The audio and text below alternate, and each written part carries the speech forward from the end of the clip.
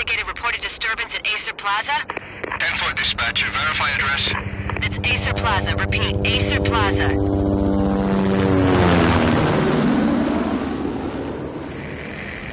Shots fired on the rooftop. An assault in progress at Acer Plaza. Repeat, an assault in progress.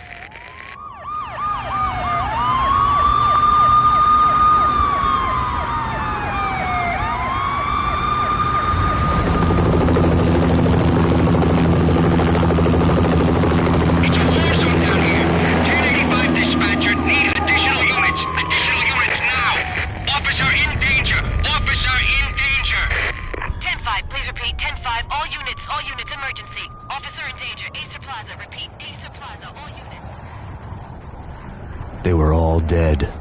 The final gunshot was an exclamation mark to everything that had led to this point. I released my finger from the trigger, and then it was over.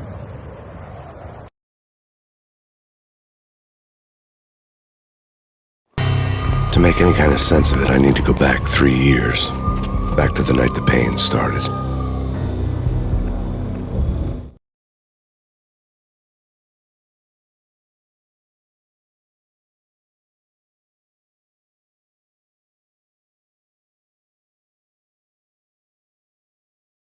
I was still on the force back then. NYPD, Manhattan, Midtown North Precinct, Hell's Kitchen. So when are you coming to work for me, Detective Payne? You'd make me work undercover in some hellhole. Sorry, Alex. Michelle and the baby come first. See? My last smoke. It's bad for the baby. That's you, Max. A regular Boy Scout. See, Alex? You're still on for poker Thursday night, right? Like taking candy from a baby.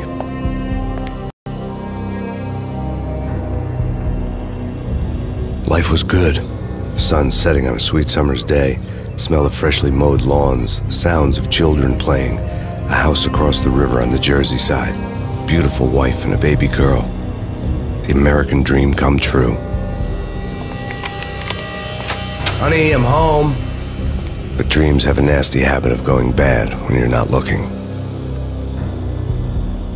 The sun went down with practiced bravado.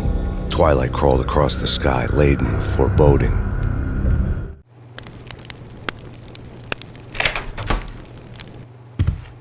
Michelle, honey, anybody home? I didn't like the way the show started. They'd given me the best seat in the house, front row center. What the hell? Something ugly had been tattooed on the wall, a map of things to come. It was a poison syringe, a magic tag full of diabolical meanings.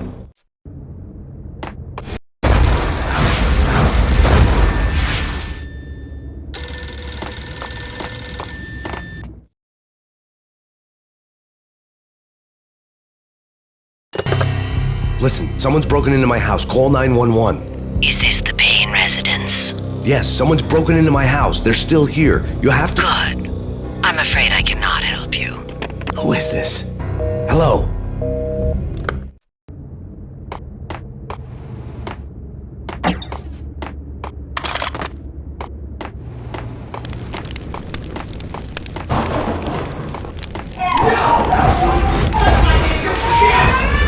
Michelle!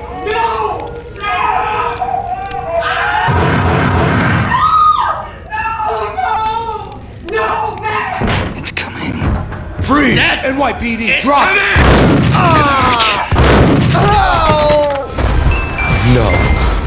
No, please, God, no. The flesh of fallen angels! No, God, no, please, Michelle. Oh, baby.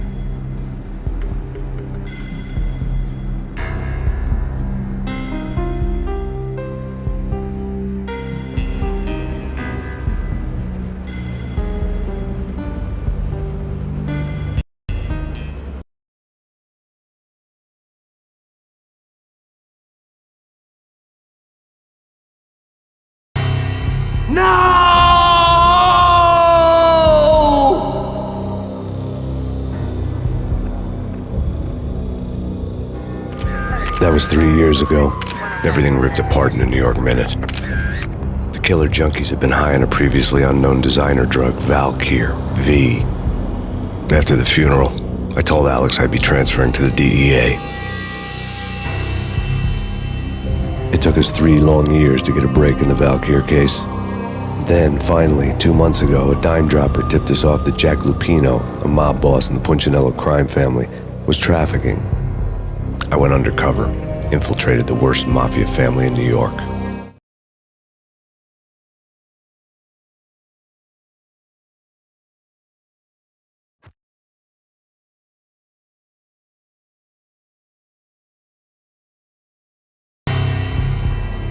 I came in from the cold and the dark. Outside the city was a cruel monster. I've been slowly working my way from the small time to the big fish, trying to get to the source of the drug. Alex and BB were my only contacts in the DEA, the only ones in this decrepit city who knew I was down here. BB here. Something urgent has come up with Jack Lupino. You need to meet with Alex immediately at the Roscoe Street station. I hadn't had a face-to-face with Alex since I'd gone undercover.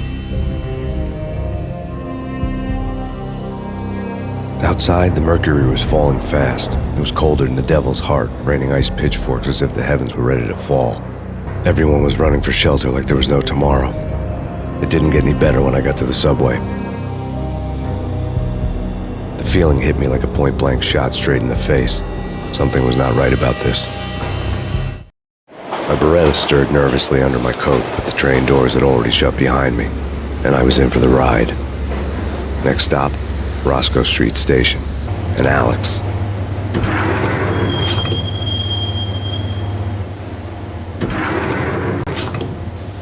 The station was drenched in gloom. Alex was a ghost, nowhere to be seen. I'd have to look for him.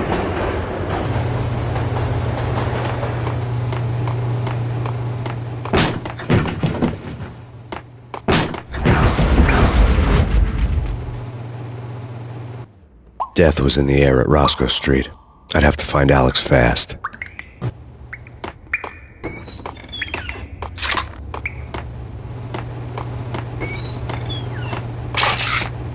The pills would ease the pain.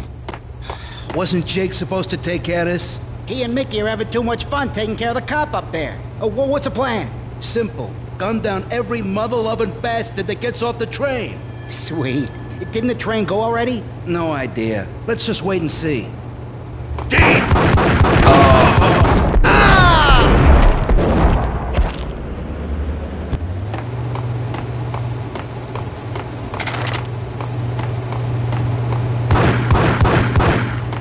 Yeah, he's dead all right. Hey, it's me you're talking to.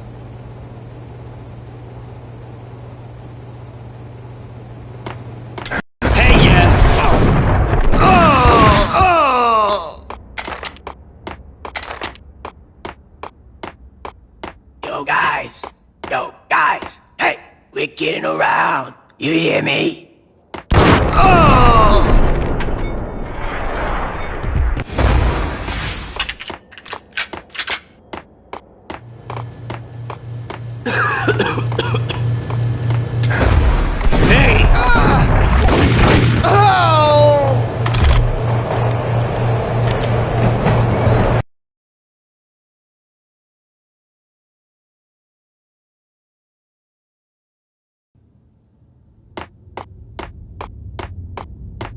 Did you hear something? Nah, take it easy. Looking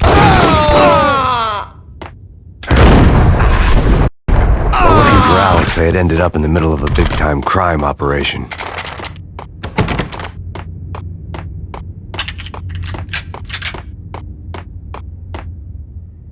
Kiss it goodbye.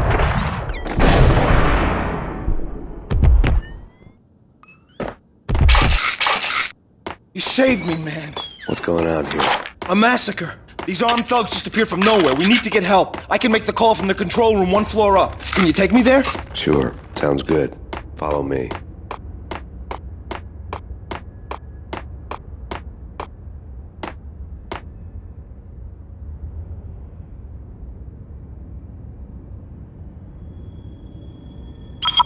Home free. This way. Hold it!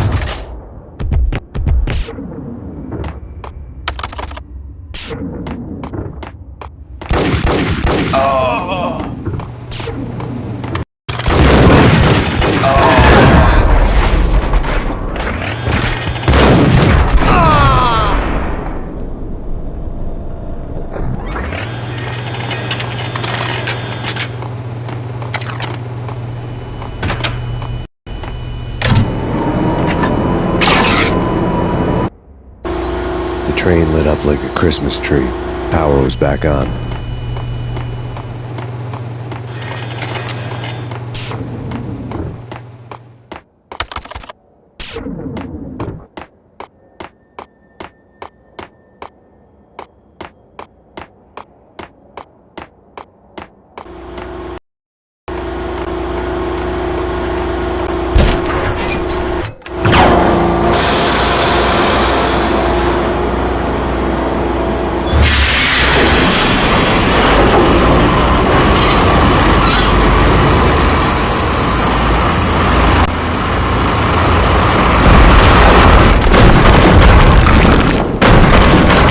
So much for being subtle.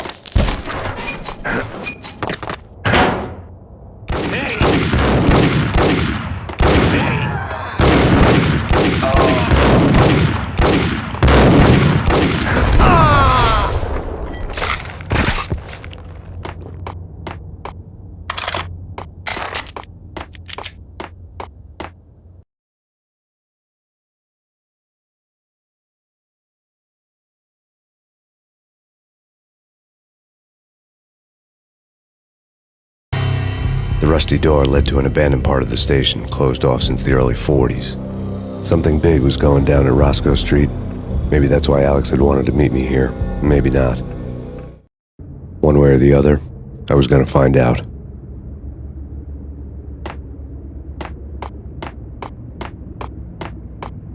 True. You said it.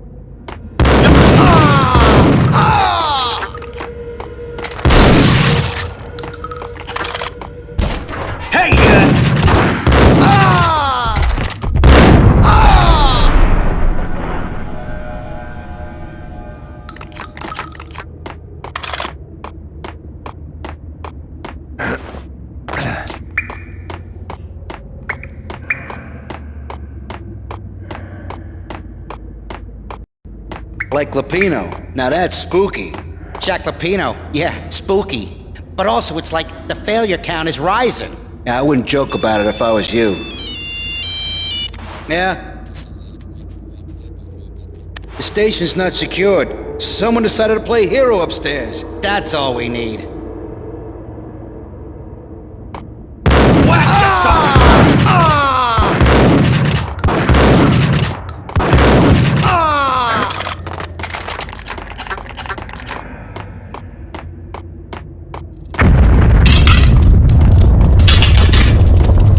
What the hell was that?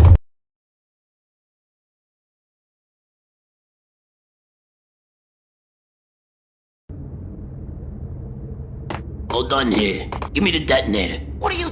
Whack the sucker! There!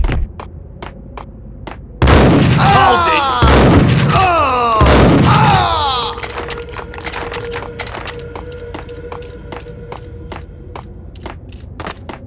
Okay, fellas, the police are on their way.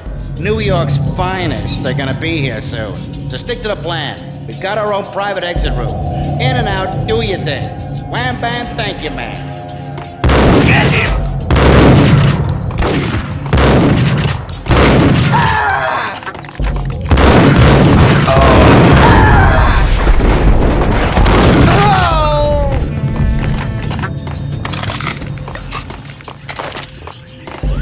Did you hear something? Nah, take it easy.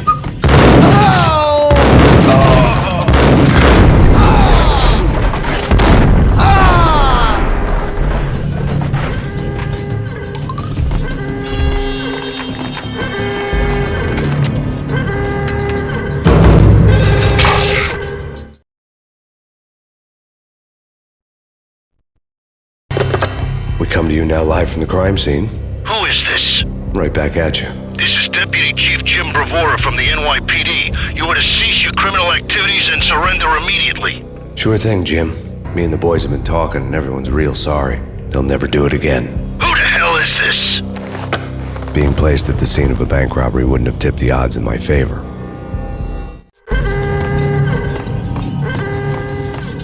The bank robber's score lay on the table.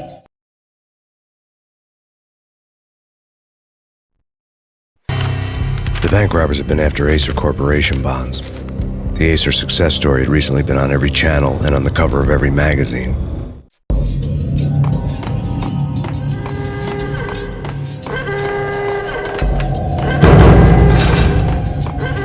The bank robbers had left their tools on the table. Judging by the detonators, the crooks had bought enough explosives to send Lady Liberty into orbit.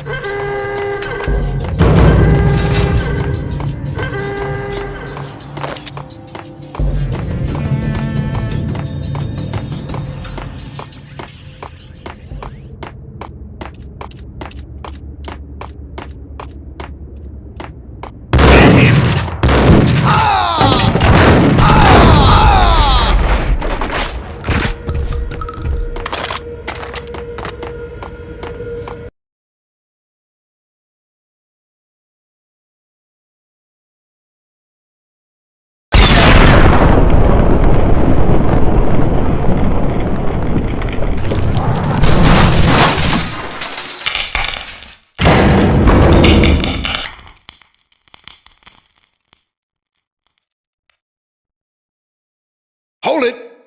Max! Jesus, you almost gave me a heart attack! I nearly shot you! Alex, am I glad to see you? What the hell's going on? There are more corpses here than at the city morgue!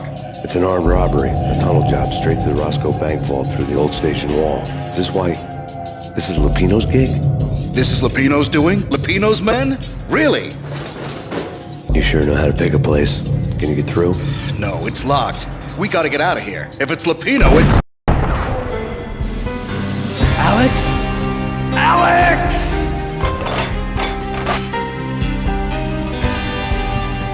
There was nothing I could do. He was dead. I could tell by the empty, accusing stare of his eyes.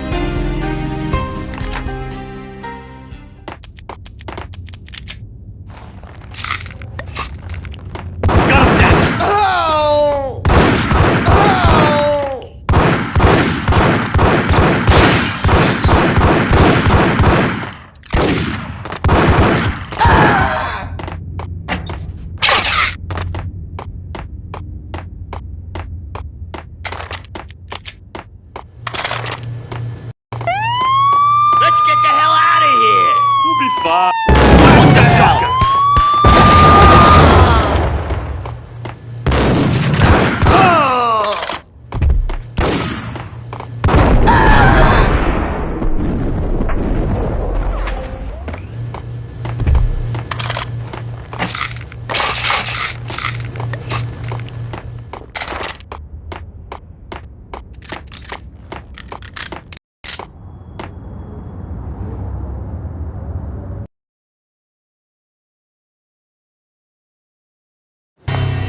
Alex had kept me relatively sane for the past 3 years.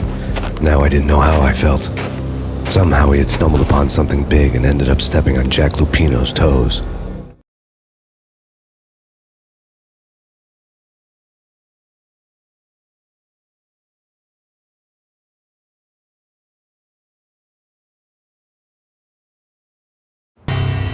Lupino ran his racket of sex, drugs, and contract killings from a sleazy hotel in a slum block of tenements.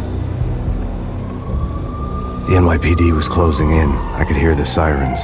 Their wail was a crescendo. Lupino thought he could get us by taking Alex out and leaving me to take the fall for it. All he had gotten was my attention.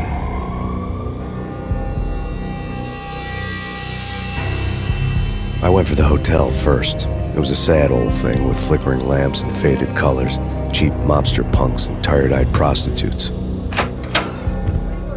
I walked straight in, playing at Bogart, like I'd done 100 times before. The place was run by a couple of murdering mobsters with shark smiles. The Finito brothers. Ladies and gentlemen, it's the Payne in the butt. Payne to the max. You're killing me. Did you make that up yourselves, or you get some wino downstairs to come up with it? Don't answer that. A rhetorical question. I got something for the boss. Lupino around? That kind of depends on who's asking. A friend or a junk squad plan. Don't answer. It's one of them, how do you put it, rhetorical questions. Lupino ain't here, but he said bye. Lupino wasn't in his cheap hotel. Instead, I ran into the Finito brothers. My cover had been blown. The door slammed shut behind me. And then I was dodging bullets like raindrops. Payne in the button. Ha ha! Payne to the map. Junk squad pig. Got a ticket to Marble City for you. Be first and lying down. Give me that.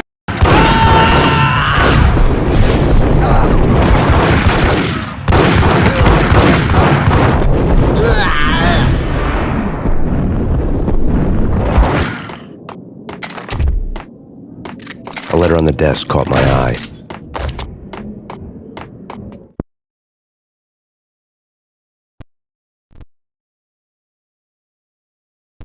I had met Lupino only once. The gangster ran all his rackets through his right-hand man, Vinny Gagniti.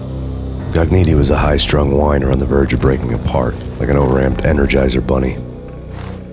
He had the brains to run the business, but he lacked the balls, always falling short, taking his frustration out on underage addicts and call girls. The V deal goes down at your hotel. Jack's exact words, quote, "Vinny, you're in charge of this one," unquote. Rico Muerte's coming to see it through. Anything goes wrong and everybody's gonna get dead, goes double for you. Treat this guy real good. Anything he wants, you give him. Don't screw this up or you're finito, finitos. A V deal meant added security, locked doors, and lots of nervous thugs with itchy trigger fingers. I'd seen nothing coming in, but that didn't mean it hadn't been there. Rico Muerte was a regular Kaiser Soze, a spook story told to keep the apes in line. 313. The Finitos had scribbled Muerte's room number on the note's margin. Bosses! Everything all right? Bosses! Joey! Vigilio! You all right in there? They're not answering. Call the others. Tell them to come quick. Okay, but we can't wait for them. We gotta go in now. Bosses! We're coming in! It's Payne! Oh! Ah!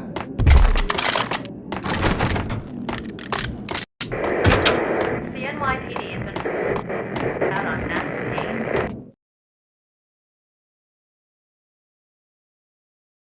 In his press conference today, the mayor stated that Valkyr represents a clear danger to New York and called for drastic actions to eliminate the problem. On today's top story, the Valkyr crisis worsens with the murder of DEA Special Agent Alex Balder. Special Agent Balder had been shot repeatedly from a point-blank range. The gunman has been identified as Max Payne. The noose is sure to tighten around this fugitive criminal as more NYPD units join the search to apprehend him. I had just gotten my 15 minutes of fame.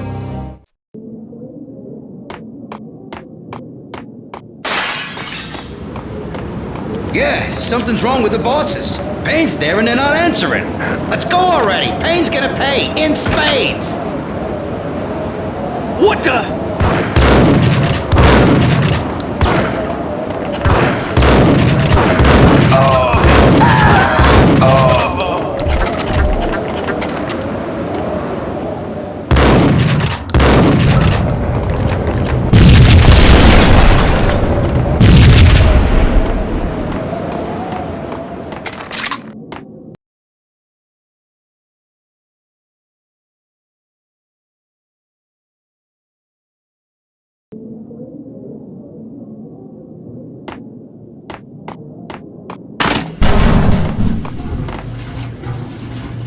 Hold it! Previously on Lords and Ladies. Lady Amelia, Marquis Valentine asks for an audience. Thank you, Lawrence. My lady. My lord. And now, an all-new episode of Lords and Ladies, brought to you in part by Acer Corporation.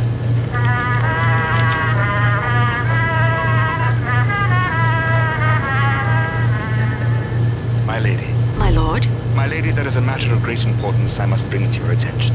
My lord, there is? Indeed, my lady, there is indeed.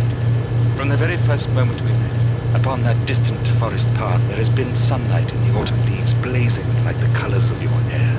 Oh, my lord, you should not speak so. But my lady, I must. My lord, no! I forbid you. This cannot be. This must not be. But why, my love, why? My lord, it is too dreadful. Do not force me to speak the words. My lady, I beg of you, I must know. I would rather die than not know. Yes, my lord, we should both be dead, for this shame is too great for the living. My lord, I am your long-lost sister.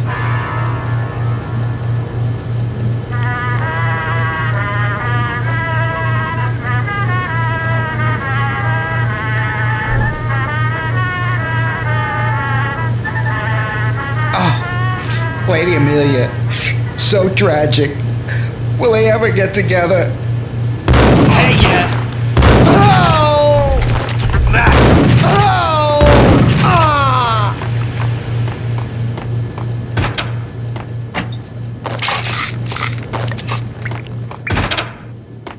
There he is!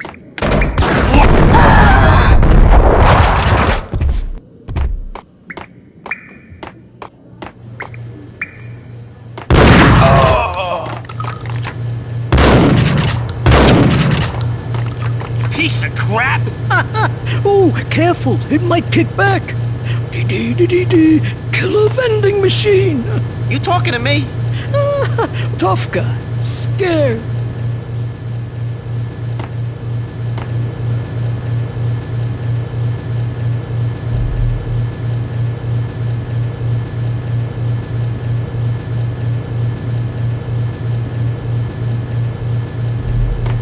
Ice him!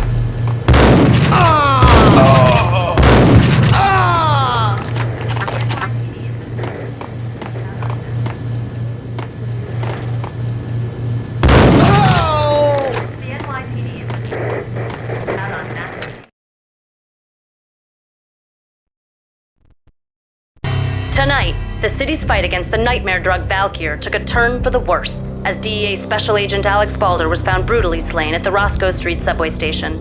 A suspect was seen leaving the site only moments after the shots had been fired, and the NYPD is currently in pursuit of Max Payne, a repeated felon believed to be armed and extremely dangerous. And now the weather. The worst winter storm in recorded history continues to pound the city. Killer storm. This party had been dead for a while. I couldn't say I was sorry I'd missed the show.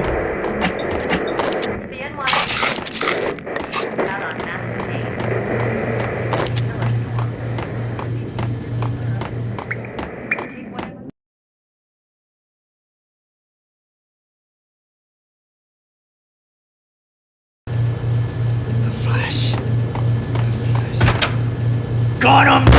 Oh! Ah! Ah! Ah!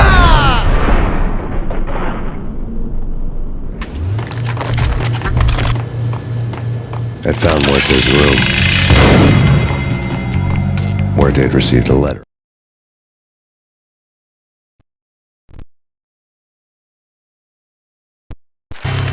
Our investigation had turned up nothing to link Angelo Punchinello, the head of the Punchinello family, to Valkyr. All tracks had ended with Jack Lupino.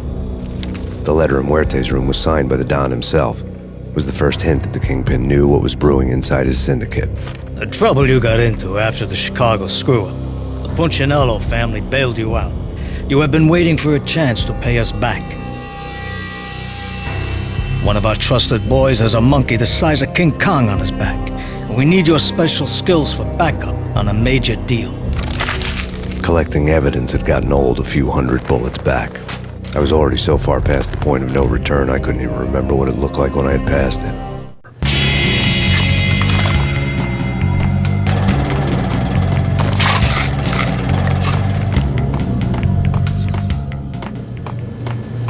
No way. Come on. Fine, okay. Ah! Ah!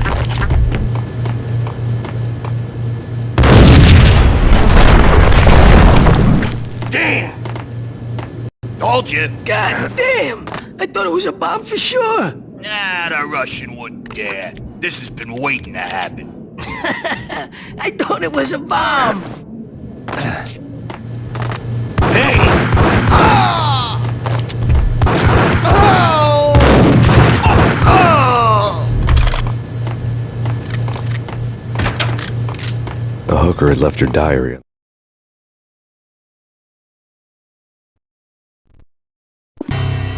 The diary belonged to a hooker named Candy Dawn. The read would have made a vice cop blush. Had talks with the mystery hag over the phone again. Sent to the latest One-Eyed Alfred tape. As long as the hag keeps paying for the tapes, the old man could come every day for all I care. She had a nice sideline, making secret X-rated flicks of her clients and selling them to the highest bidder. They would get her killed if her V-fix for the day didn't do it first. The table.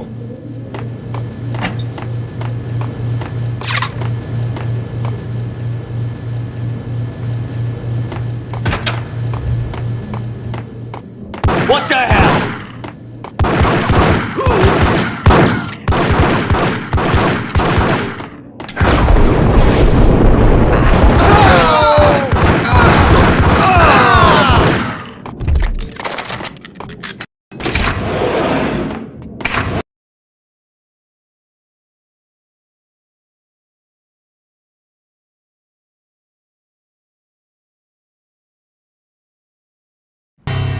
The old service elevator rumbled down to the bowels of Jack Lupino's hotel.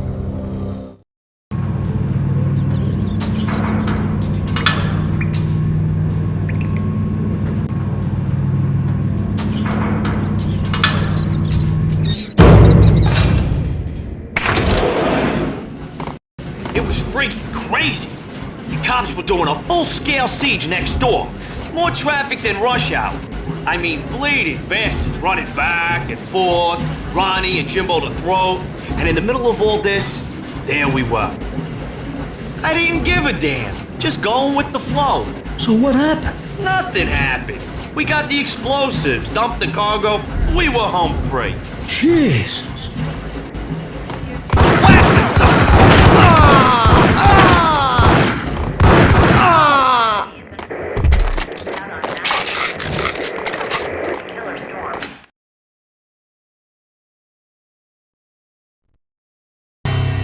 A winter storm warning is in effect in the whole tri-state area, as both freezing rain and heavy snowfall continue.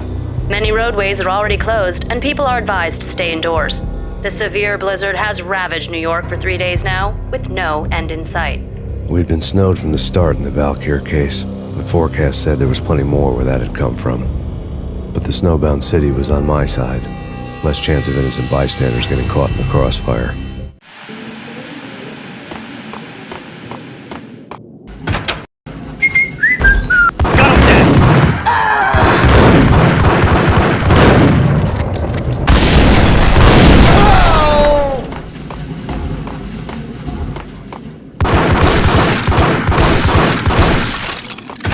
Hold it! Exhibit number 1.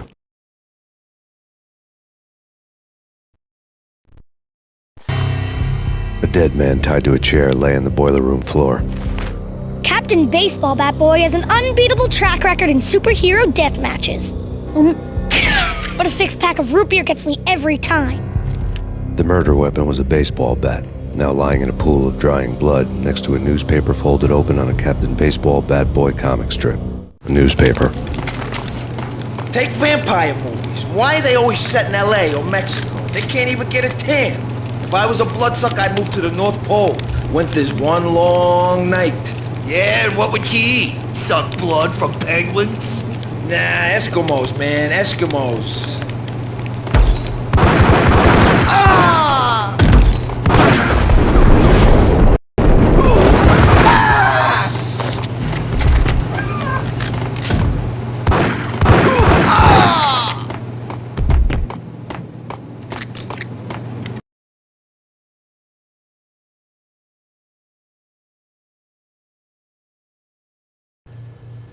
Chill with the guns. Trust me, you don't want to piss Muerte off. Gentlemen, let's do business. Green for green. Cheers at Green-Eyed Angels. Amen.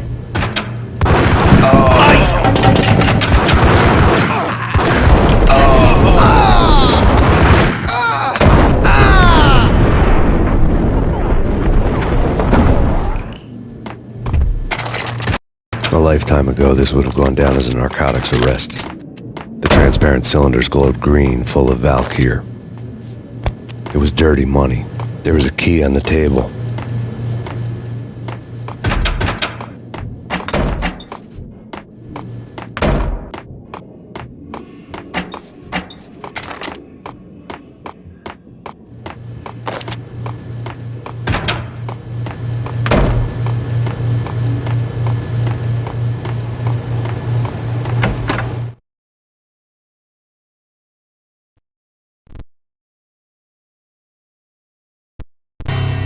Two mad dog killers, ready to murder each other.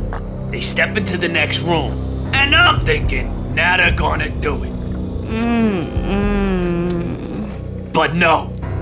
They sit down in front of a TV and solve their differences with a kung fu fighting video game.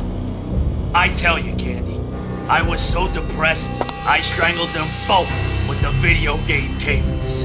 Oh, Rico, you're so bad. I am, ain't I?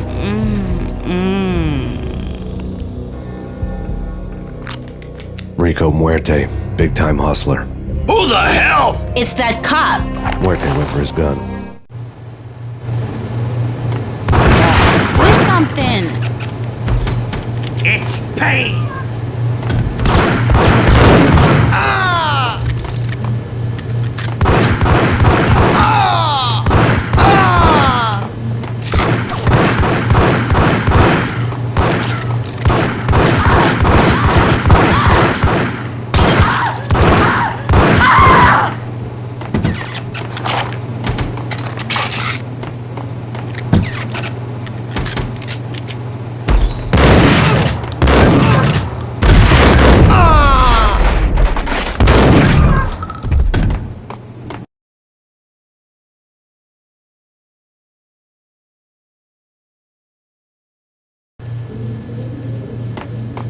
Whack!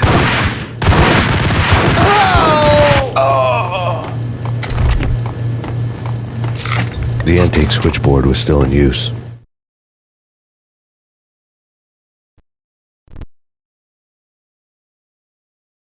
There was an old telephone switchboard in the back room of the reception area, the kind that made phone tapping child's play. It wasn't hard to picture a fat pimp sweating with headphones on, listening to his hookers talk dirty and fake orgasms over a web of party lines, the blood veins of New York.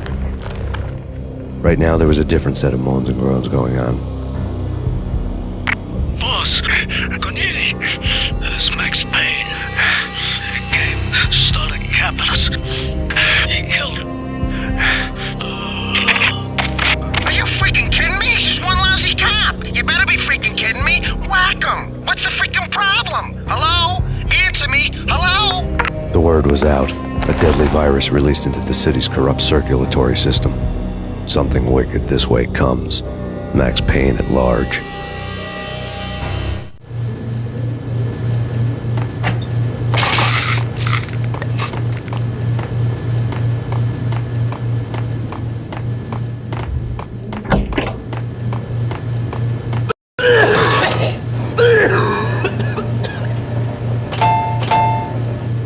You think you could take my money? You know who you're dealing with? Huh? Do you? Do you?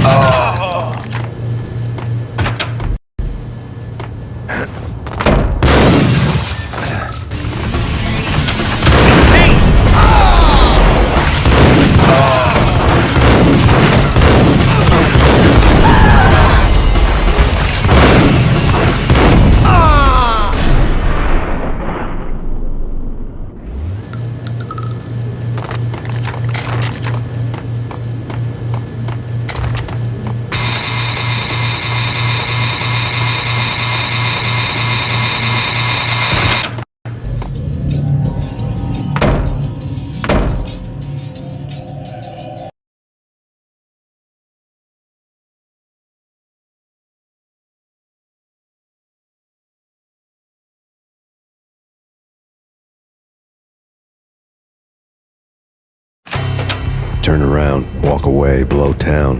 That would have been the smart thing to do. Guess I wasn't that smart. Lupino's tenement buildings were a seedy hangout for all kinds of sleaze. A liquor store, a pawn shop, a laundromat full of mobster bookies and loan sharks. The list went on. The how and why of it was a mystery to me, but they knew I was a cop. They knew I was coming, and they were going to get real trigger happy about it.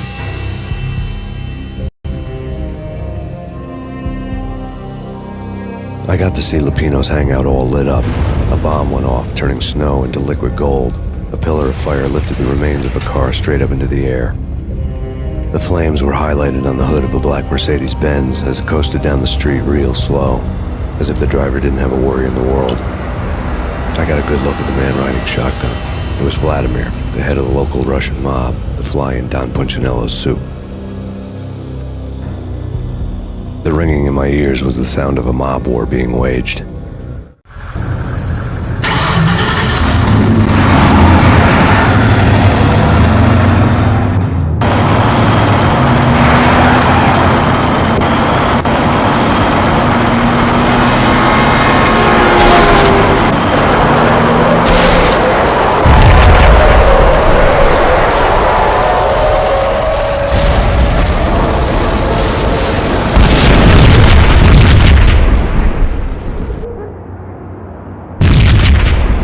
Another bomb exploded inside the closest slum building.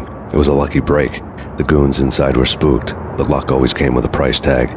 More bombs could still be ticking inside, and the cops would already be on their way. Jack Lupino's suite was on the top floor. At least it used to be, before the explosive makeover.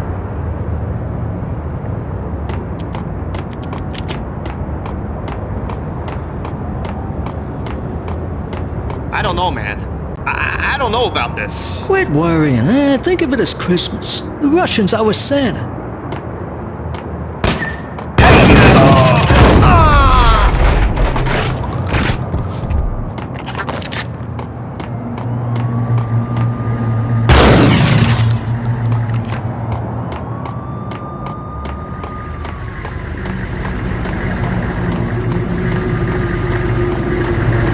The headlines were a depressing read.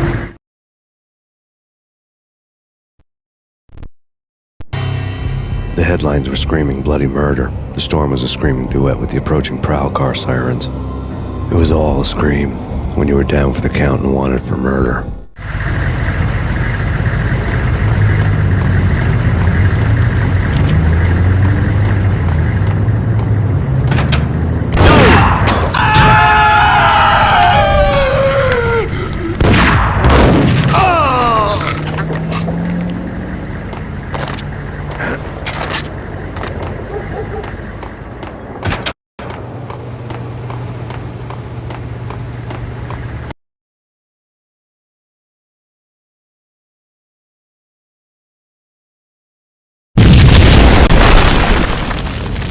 The whole building was rigged with explosives.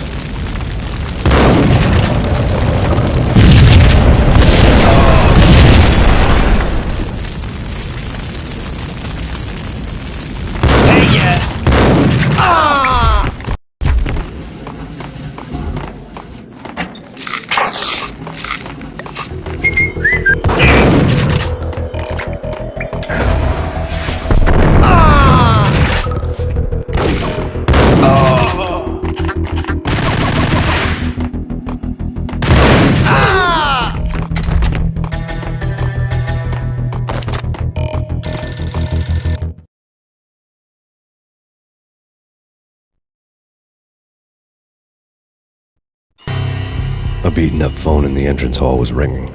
It could have been just a junkie in need of a fix, but it turned out to be something more sinister than that. Am I speaking to Mr. Payne? Who wants to know? My name is Alfred Wooden. You must hurry.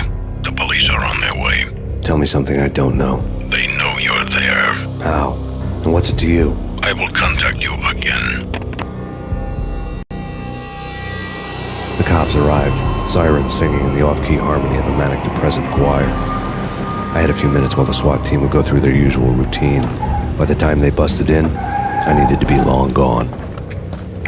Max Payne, this is Deputy Chief Jim Bravura from the NYPD.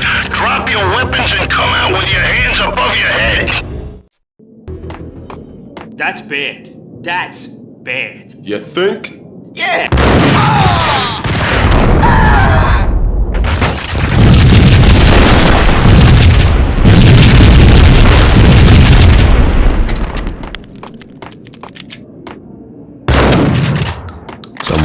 There was a key on the shelf.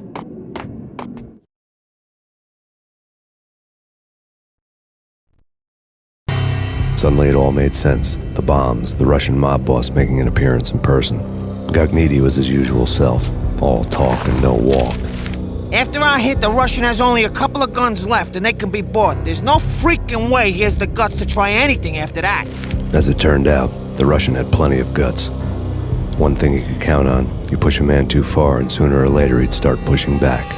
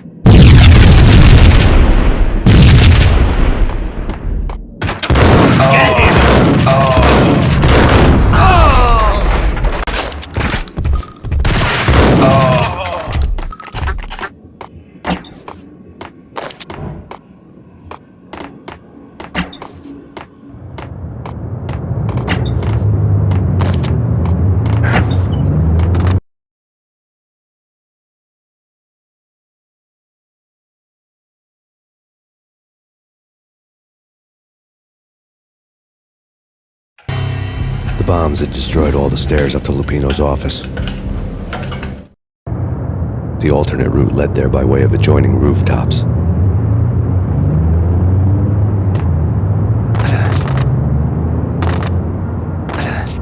It's never been this cold. Never ever. It's like the sky's falling. Yes, sir. It's the end of the world as we know it. And I don't feel fine. I don't feel anything. Not a thing. I'm freezing my butt off. To get to the roof, I'd need to get to the elevator through the locked door up ahead.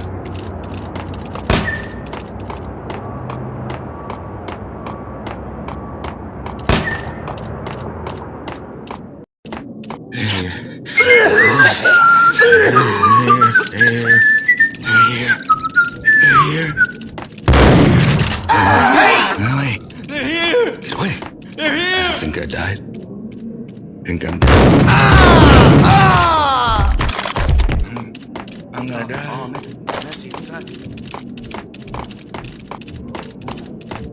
Get away. Get away. Get away. Get away. Get away. Get away. Get away. No, don't shoot. You know the clowns at the laundry? Me? No. You're no good to me then. What? No, the laundry, yeah. I know him, yeah. Get me in there. Okay.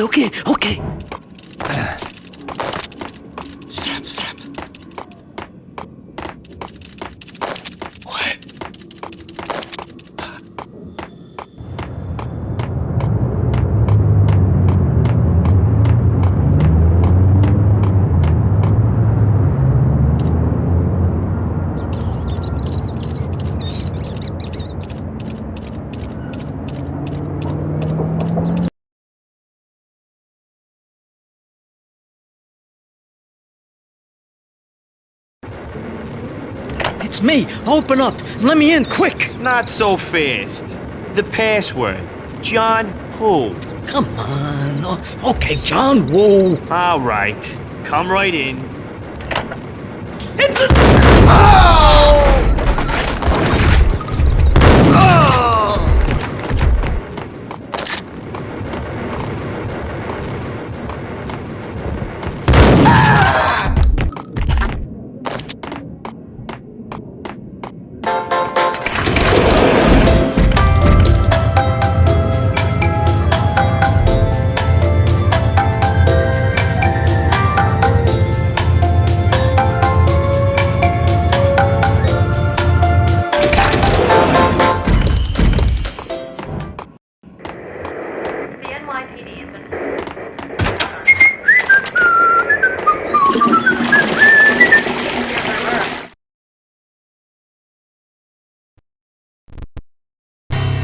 New York City is in crisis tonight.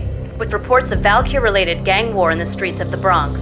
Apparently, Max Payne, wanted for questioning in connection with the slaying of a DEA special agent earlier tonight, is waging a one-man war against his former partners in crime. Among the listed casualties so far are notorious mafia members Joey and Virgilio Finito, as well as Rico Muerte, himself a fugitive from the law, and a suspect for several murders in the Chicago area. The NYPD has been placed on full alert. A citywide APB has been put out on Max Payne. Deputy Chief Jim Bravura has promised to take whatever steps necessary to bring him to justice. What those steps may be remains to be seen. For NYCNN TV News, this is Kira Silver. Hey!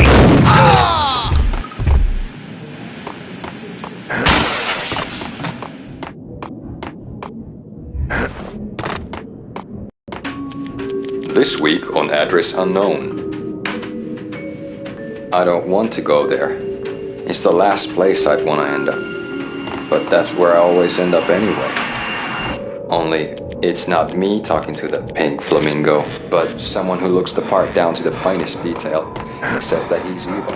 I'm hiding in the shadows, watching it all unfold. The flamingo speaks. He can speak here. It says...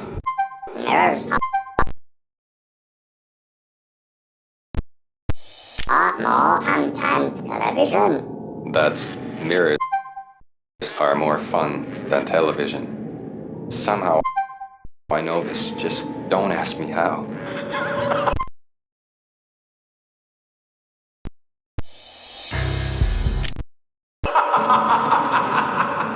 And I...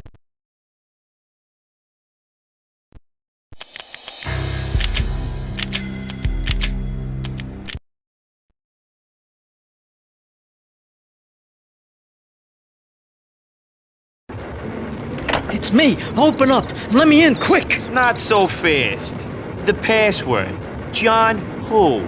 Come on. Oh, okay, John Woo. All right. Come right in. It's a...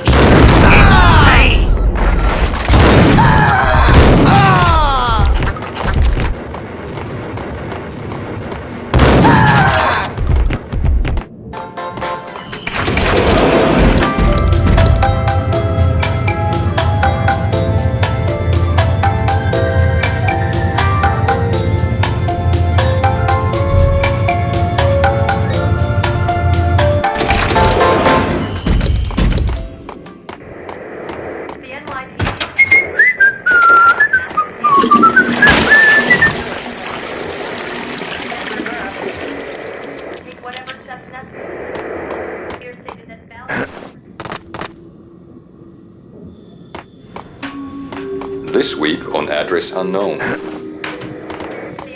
I don't want to go there. Hey! It's the last place I've been. But that's where I always end up anyway. It's not but someone who looks the part down to the tiniest detail. Except that he's evil. I'm hiding in the shadows, watching all the flamingo speaks. He can speak here. It says...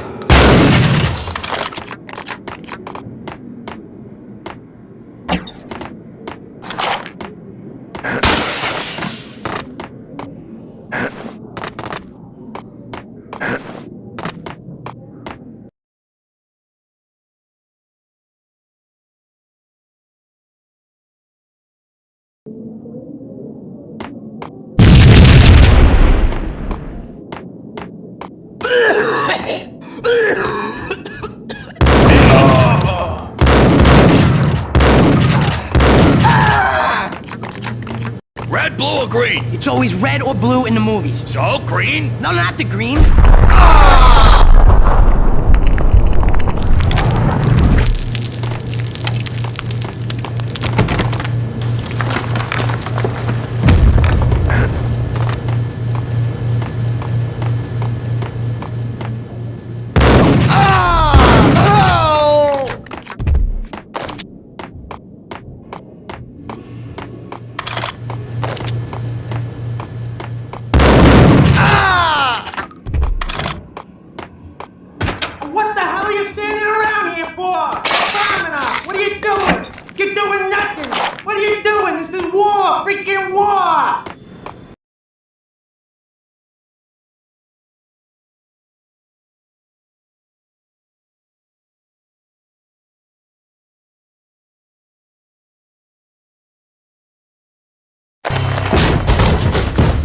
Vinny Gognitti. Just the man I've been killing to see. Payne? Freaking fed! I knew from day one there was something screwy about you. What do you think you're doing? You're a freaking cop. You ain't got squad on us. You can't just come in here waving your piece like it meant something. Yeah! Oh my God! Oh God, you shot me! Ah! You're dead, Payne! What the hell are you waiting for, you apes? Kill him! Kill him! With pleasure, boss. Gognitti bailed. I made like Chow Yun Fat.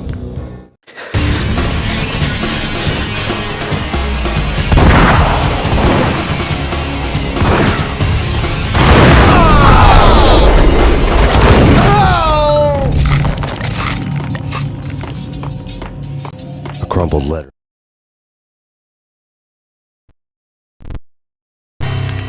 The letter was addressed to Don Punchinello, but Vinny had never had the nerve to finish it. Jack's gone voodoo. Just the other night, he shot Dino because he wanted to see what his brains looked like splattered on the wall. He's a freaking mad dog. We're running out of men and business fast. Gognitti had been living in mortal fear of his boss. Jack Lupino was a psycho. It lay on Gognitti's desk.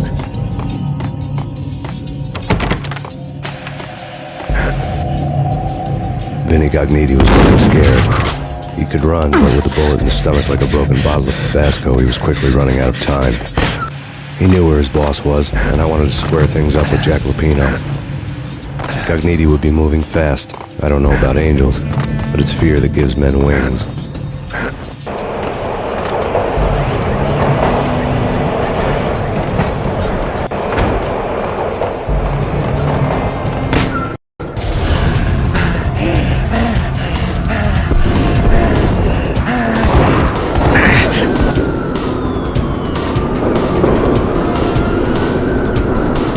Gognitti hitched a ride.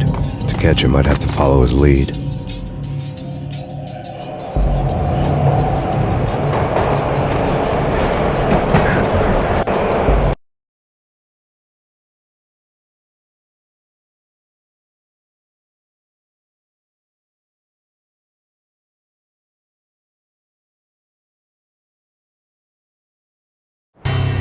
This was my second train ride of the night. The way it started didn't promise anything better than the last one. Freezing wind tearing at my face like sandpaper and razors, ice hard and slick under my hands and feet. And somewhere in the background, the wail of sirens, the city howling after me. New York sped by in fast forward. Dark rooftop water towers and a dead forest of antennas and chimneys, all a blur. When the train he was riding slowed down, Gognitti made his move.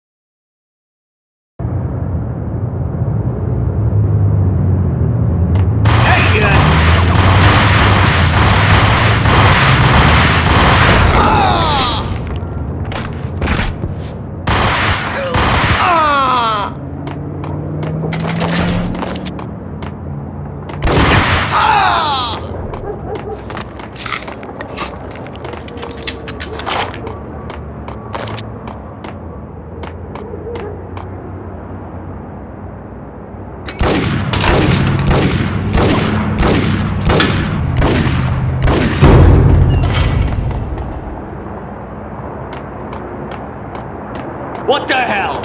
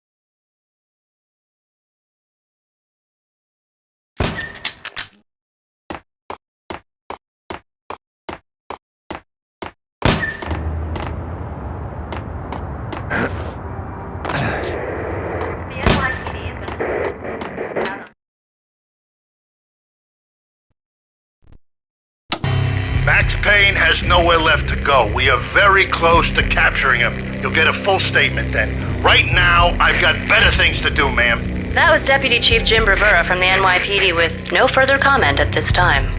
Apart from his suspicious food habits, I figured Bravura to be one of the good guys. Fate had just dropped us on different sides in this. But when it came to capturing me, he was way out of his league. I had already ditched the cops a couple of rooftops back. For now.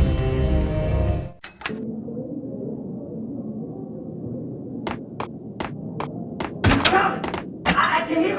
Ready? Keep your guns pointed at the door. Okay, this is it. Any moment now, Payne's gonna bust through that door with murder in his eye. It's either him or us.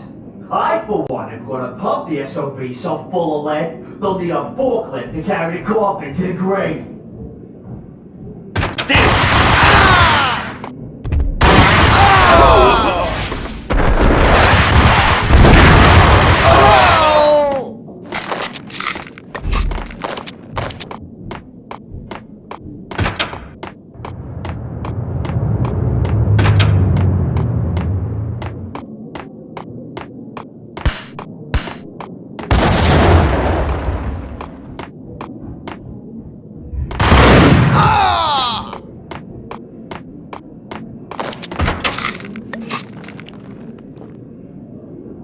Open, goddammit! Payne! I'll kill you, you lousy freaking cop!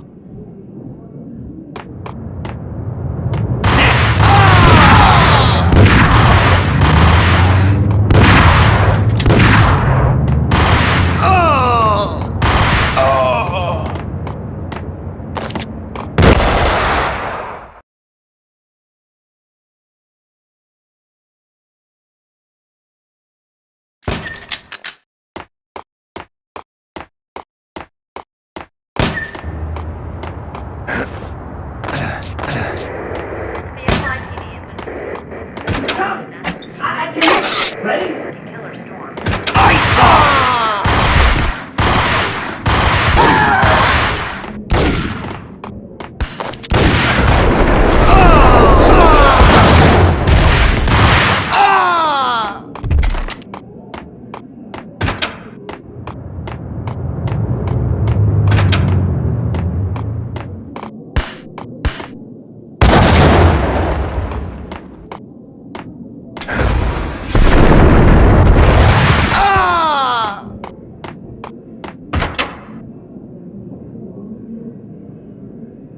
open, goddammit! Payne! I'll kill you, you lousy freaking cop!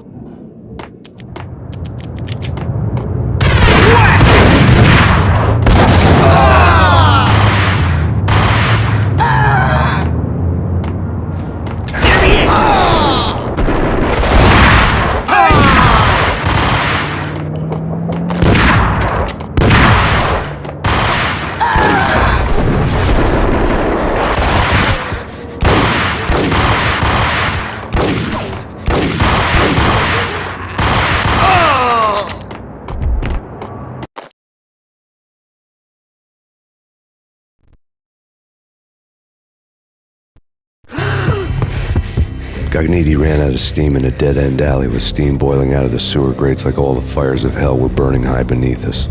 It was shakedown time.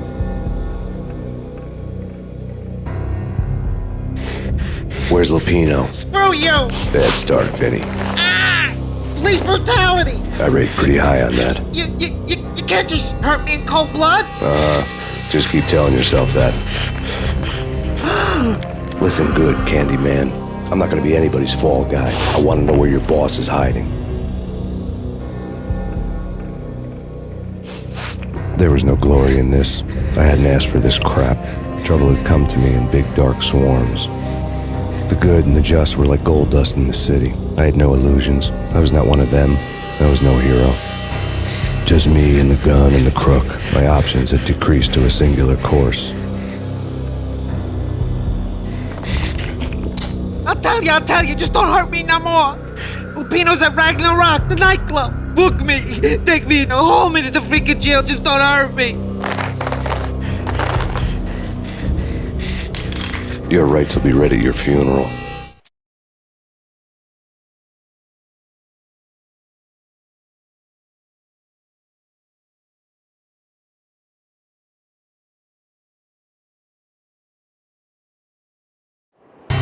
Ragnarok was Lupino's private nightclub, a den of drugs built into an old theater. I knew what waited inside. V had junkies ready to explode in random acts of senseless violence, and Lupino's goon squad, the worst stone-cold killers this side of hell. Ragnarok was as inviting as a headache, flickering and flashing to a machine gun beat. The belly of the nightclub was a gothic theme park that began with bondage games and led to the nasty stuff from there. As subtle with its dark message as a cop killer bullet through the heart. Like father, like son. Just like Jack Lupino.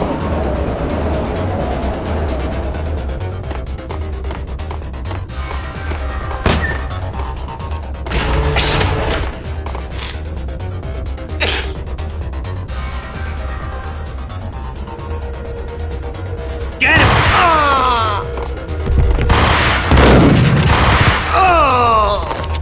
The book had never been a bestseller.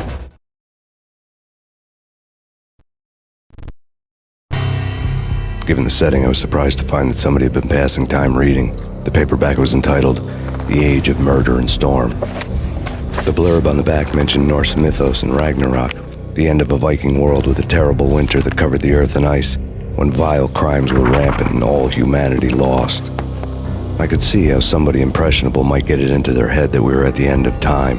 I was also beginning to see what the nightclub and its owner were all about.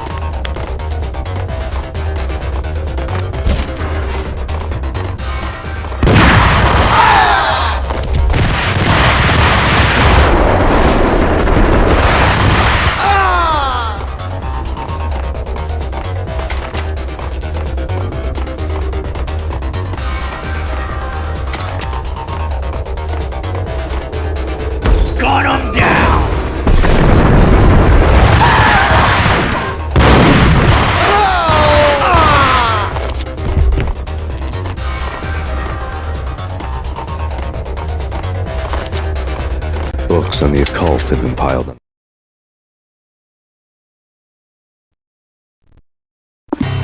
The room was stacked with light reading, such as Necronomicon, Witchcraft, and Paradise Lost. Old exotic titles like Malleus Maleficarum and De Umbrarum Reini Novum Portus.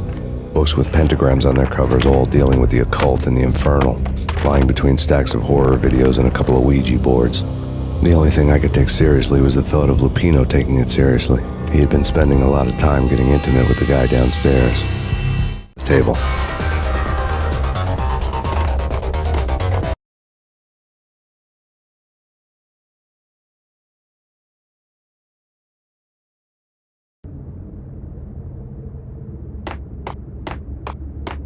What with Dino and all, I wouldn't say anything to his face. He might not... Who knows what he'd do? But somebody's gotta go in there. It's too freaky. All the screaming, I mean. It's been 3 days now. Don't look at me. Hell no, I ain't got no death wish. I'm just saying it gives me the creeps, especially now. It's gone all quiet in there.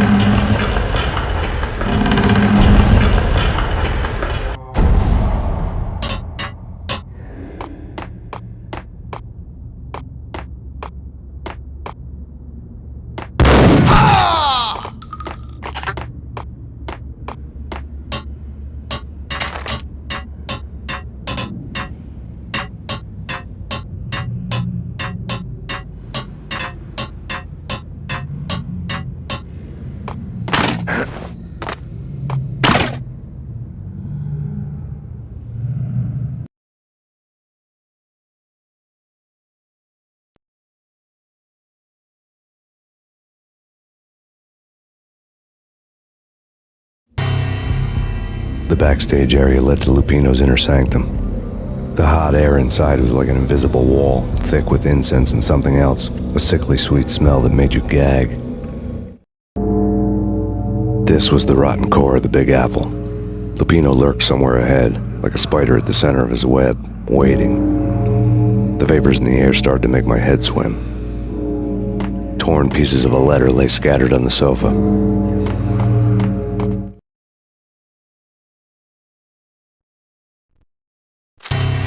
Punchinello had threatened Lupino in writing. The note had been torn to pieces, bloody fingerprints all over them. Don't want you to think that one of my boys is not playing with a full deck. Shape up, Jack. We are running a business here. I'd hate to send the trio to strong-arm you. The trio were the Don's notorious henchmen. It was obvious that Lupino hadn't been intimidated by the threat. Lupino's notes covered the table.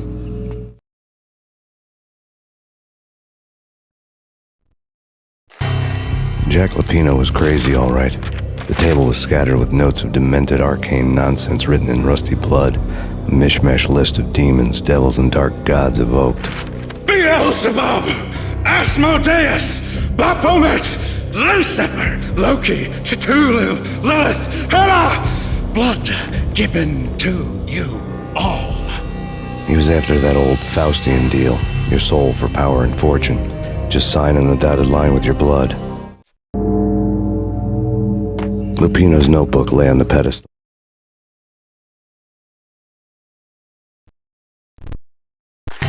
Jack Lupino was crazy, all right. Mythic wolves, let loose to devour the sun and the moon. Lupino is the wolf. I'm Mr. Beast, the big bad Fenris wolf. I'm the end of the world man, wearing the flesh of fallen angels. After Y2K, the end of the world had become a cliché. But who was I to talk? A brooding underdog avenger alone against an empire of evil, out to right a grave injustice. Everything was subjective. There were only personal apocalypses. Nothing is a cliché when it's happening to you.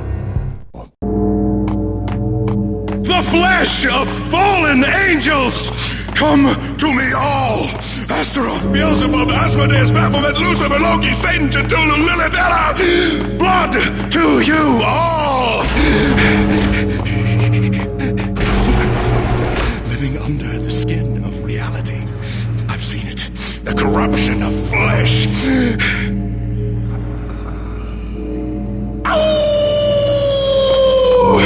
I'm the wolf, yeah!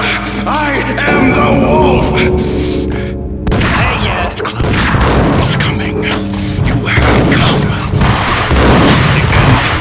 Time. It's now! I will rise to her side! Hold it! I don't need the words! I'm beyond the words!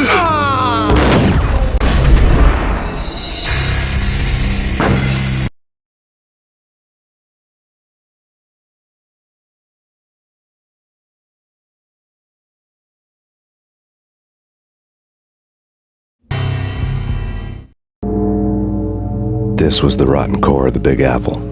Lupino lurked somewhere ahead, like a spider at the center of his web, waiting. The vapors in the air started to make my head swim.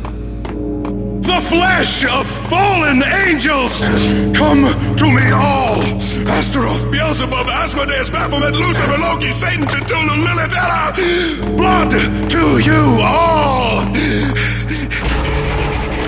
Secret, living under the skin of reality. I've seen it. The corruption of flesh.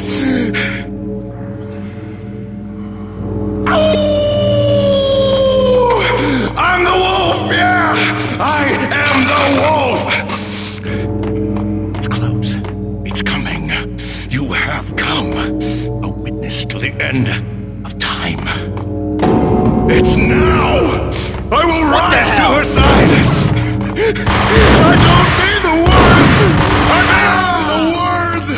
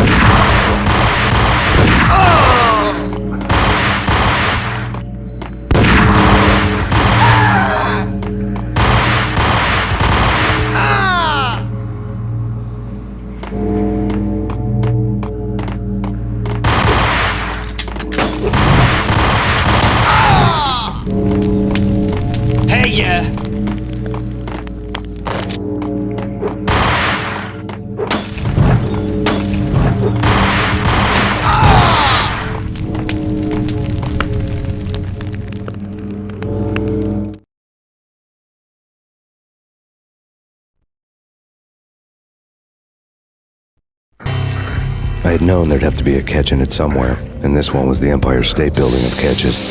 Lupino was pumped up and dying to go 15 rounds with a mutant alligator.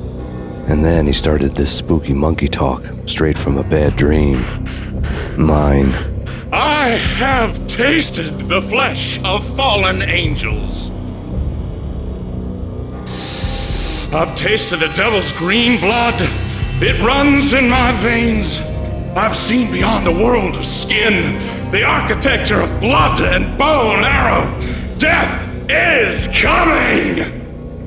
She is coming, and hell follows with her. This is the twilight winter. I am ready to be her son. Her time is now, and all who stand in her way must die!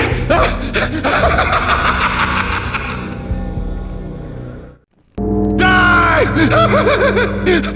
You'll die! You'll die! Now! Oh, die!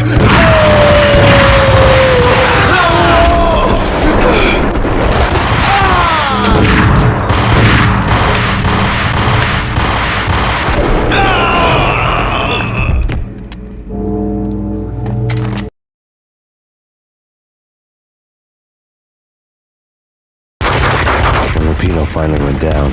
I wanted to make real sure he'd stay that way. He was a bad monster. Turned them into friggin' zombie demons from outer space. I think he's dead already. Huh? And that's when it happened. But dead or not, you've got the wrong guy. In stepped this knockout femme fatale holding a gun to my face. I returned the favor.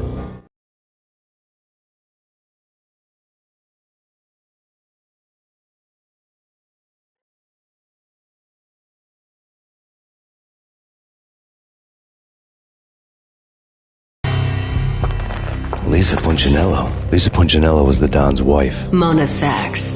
Lisa's evil twin. Your safety's off, evil twin. You might hurt someone with that gun of yours. Lisa's the damsel in distress. I'm the professional.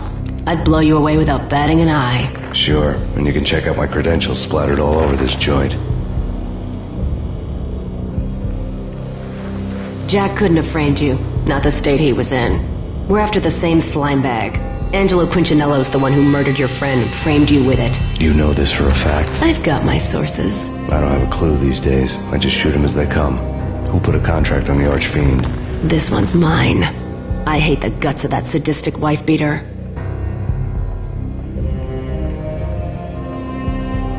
Why not pool our bullets for this one? I thought you'd never ask. My finger was starting to twitch. How do you like your whiskey?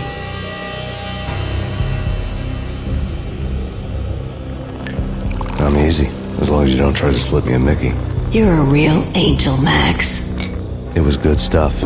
Tasted sweet as honey going down. Nothing personal. Can't risk you going berserk and getting Lisa killed.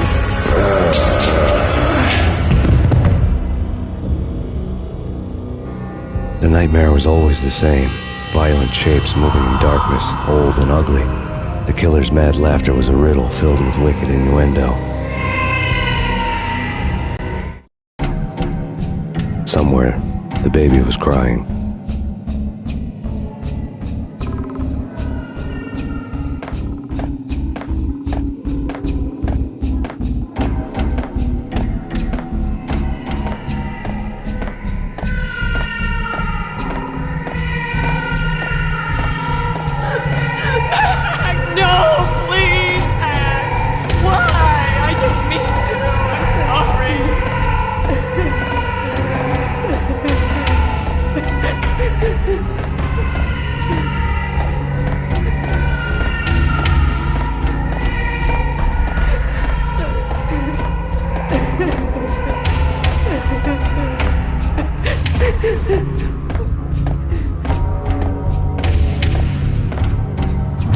Should've known it when we found you snoring next to Lupino's corpse.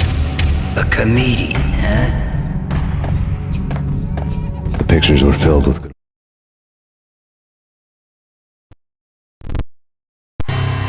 Alex and I had a few moments of glory between us.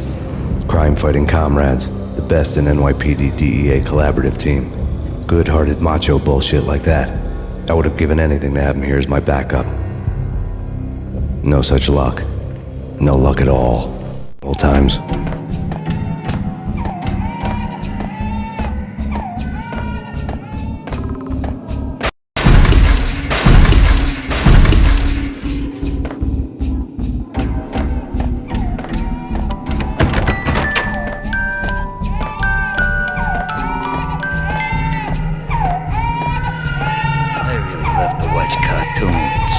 Captain Baseball Bat Boys, my favorite.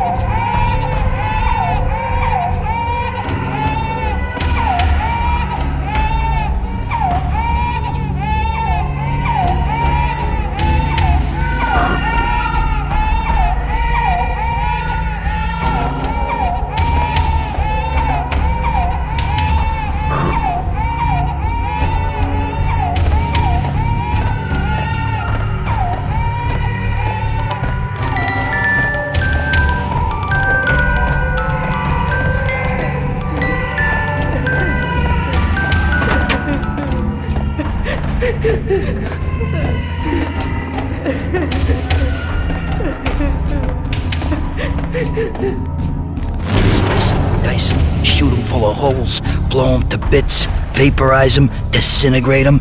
No matter what you do, they'll still be back, good as new. Michelle's diary lay on the table.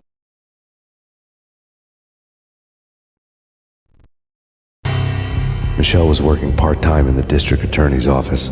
Her diary was open on today's entry, her handwriting all pretty curves. An army dossier found its way to my desk yesterday. Valhalla? Isn't that a Norse myth? Something about Vikings? I tried to tell Max about it, but he was busy, that cute frown on his brow. Guess it's nothing, just a mix-up at the courier service. From now on, I would always find time for her. It was a hollow promise.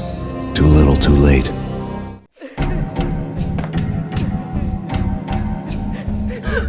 Max, no, please, Max! Why? I didn't mean to. I'm sorry.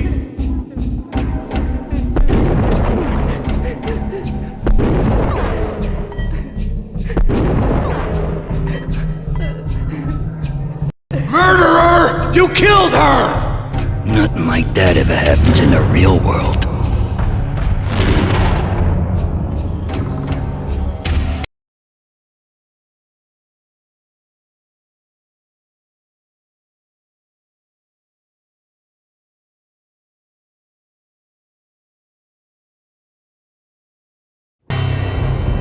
I woke up in a bad dream. My head felt 2 sizes too small for my brain. Max Payne. I envy your name. And the killer was smiling. Pleased to meet you. I'm Frankie the Bat Niagara. Niagara, as in you cry a lot? He had a baseball bat and I was tied to a chair. Pissing him off was the smart thing to do.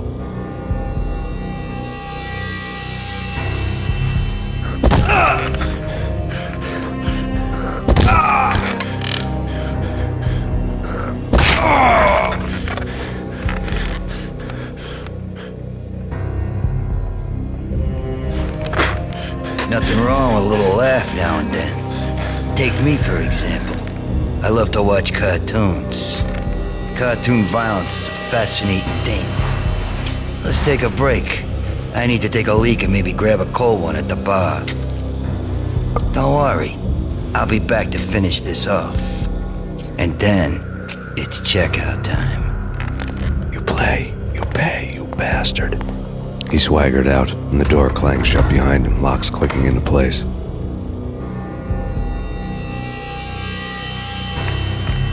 Everyone makes mistakes. Mine hadn't been to crack jokes about the goon with the bat. He'd have cracked my skull regardless.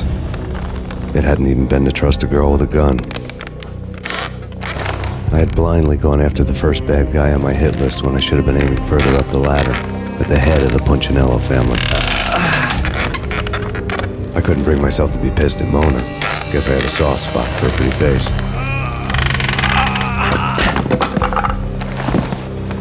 But when somebody decides to play baseball with your head, you tend to get sore.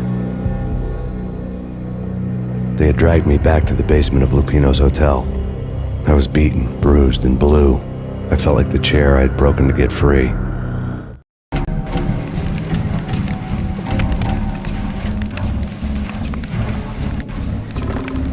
All I had was Niagara's bat, sticky with my own blood.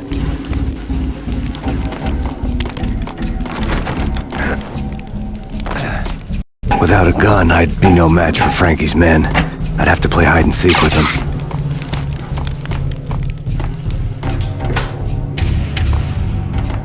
It's Frankie's turf. We'll take care of it. Yeah,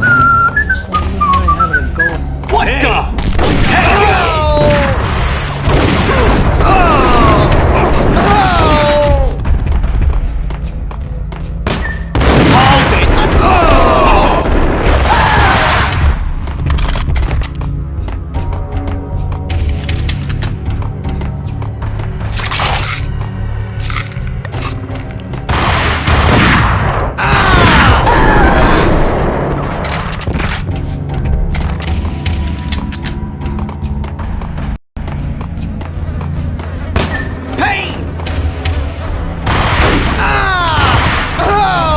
Another newspaper caption for a murder scene.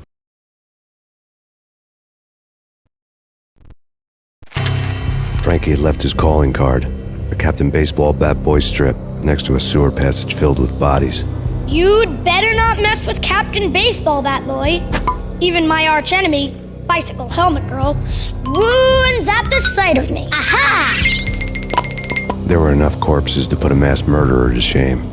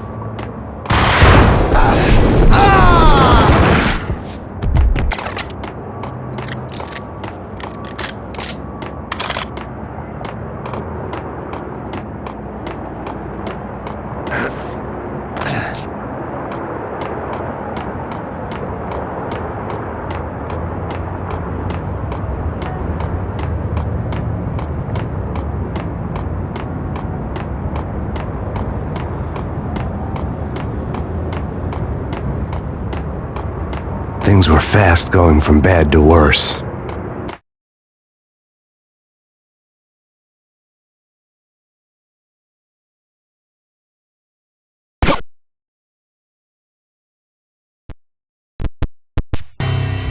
The men in blue had come and gone.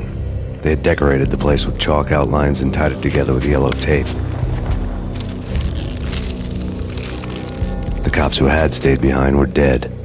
Frankie, his boys, and I had the place all for ourselves.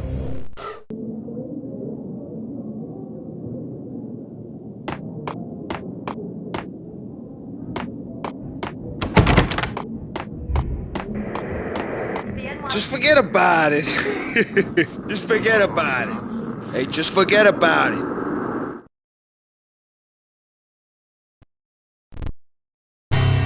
That crazy witch, you should have heard her. She was a real scream when the boys caught her trying to cap the Don.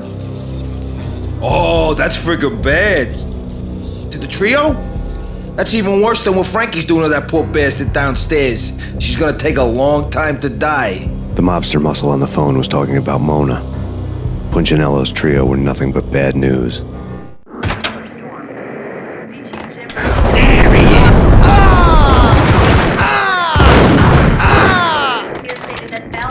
More evidence that Punchinello didn't like me much.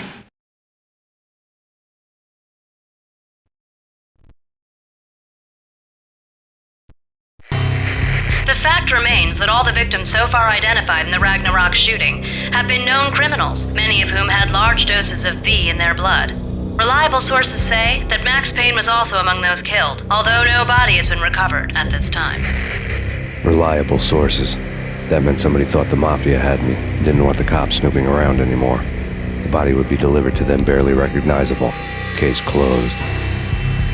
Don Punchinello had the power to be that reliable source, which was no news. But his news was old news.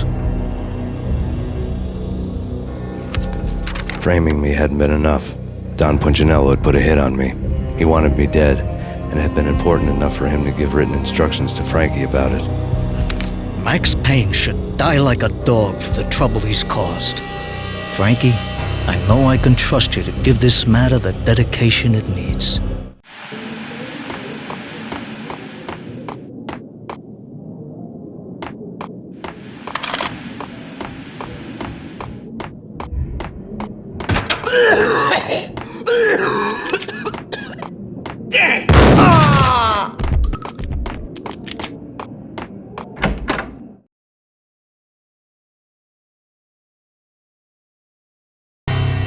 The hotel bar was fast developing quite a history.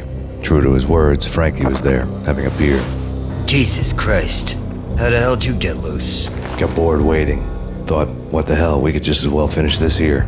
Fine by me. This works out just as well.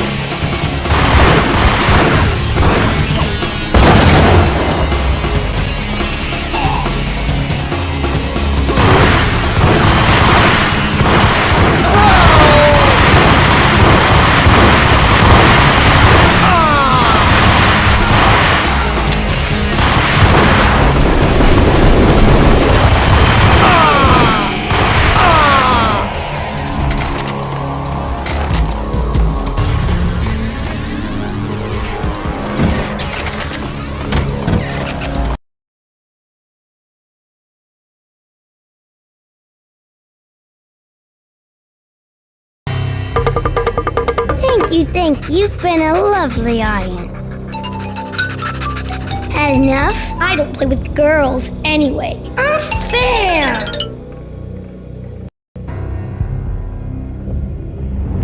I spotted the tail as soon as I left the hotel. A big black Mercedes. I'd seen the car before. That time it had heralded impressive explosions. Vladimir was back. Bang! You're dead, Max Payne. I might have laughed if I remembered how. What's this supposed to be? Cops and robbers? Look, you want something with me? Get in line. Peace, man. Relax. You know you are a real news item. Armed and dangerous. I am going to make you an offer you can't refuse. I've always wanted to say that. It's a bum rap. I've been framed. That's a moot point. Whatever you did or did not do, I'm sure you had good reason for doing it. Want to hear me out? I'm listening.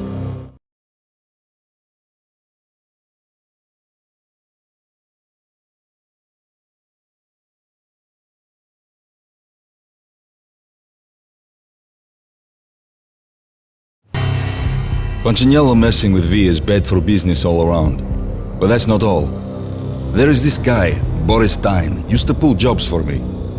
He's the captain of the cargo ship Charon. Now the bastard turncoat has gone over to the other side, Punchinello's. The ship's loaded with high-res hardware, guns, my business. If Punchinello gets hold of that cargo, he's won and I have lost. And you'll have your work cut out for you.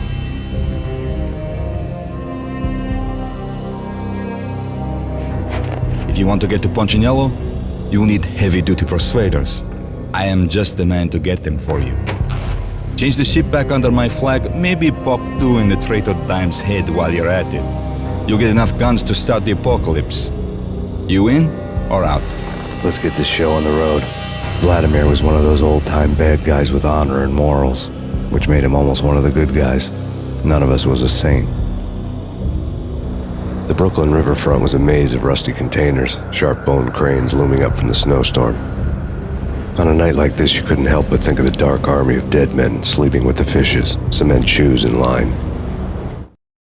No Minotaur lurked in this labyrinth, but somewhere out there, on the clanking deck of his cargo freighter, the skipper of the Cheiron was waiting, like the ferryman of the river Styx.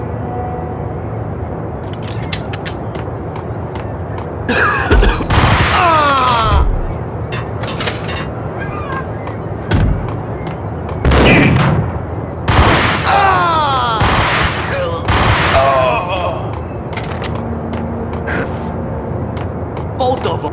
Hey.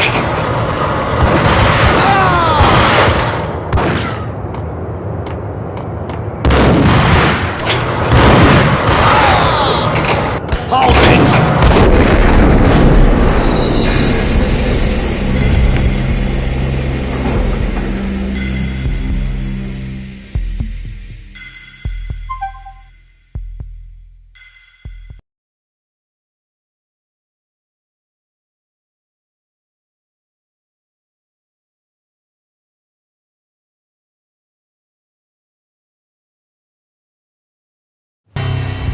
Punchinello messing with V is bad for business all around.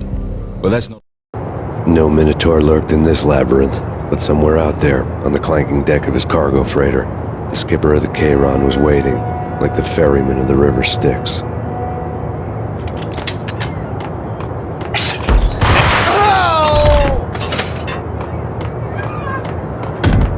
What the hell?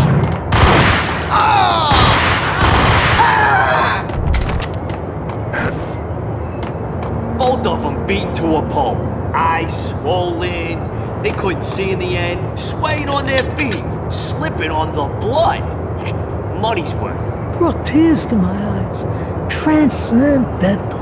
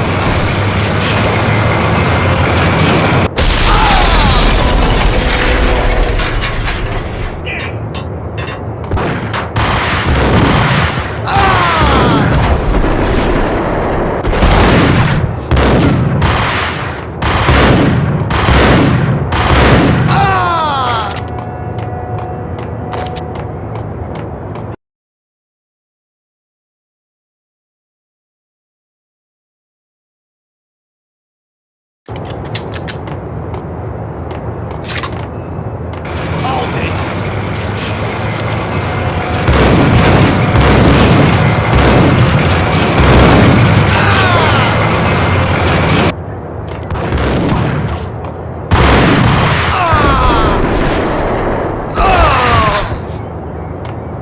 it!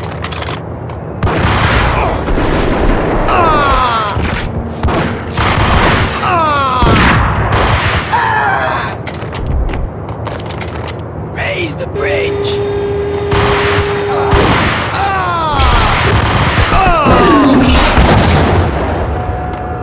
Oh! Rico Muerte? This way! In here!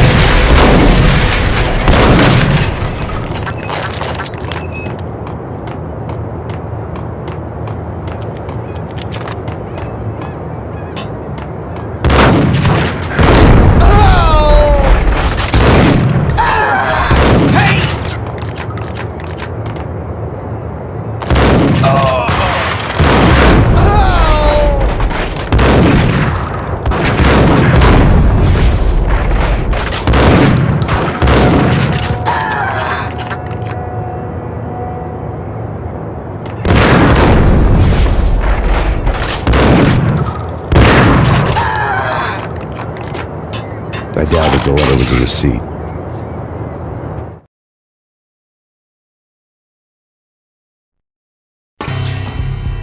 Rico Muerte had come to town to do more than just sort out family troubles. Exhibits number 1, 2, and 3. Briefcase of money, a sniper rifle, and an envelope with one word neatly printed on a folded piece of expensive paper. Mayor.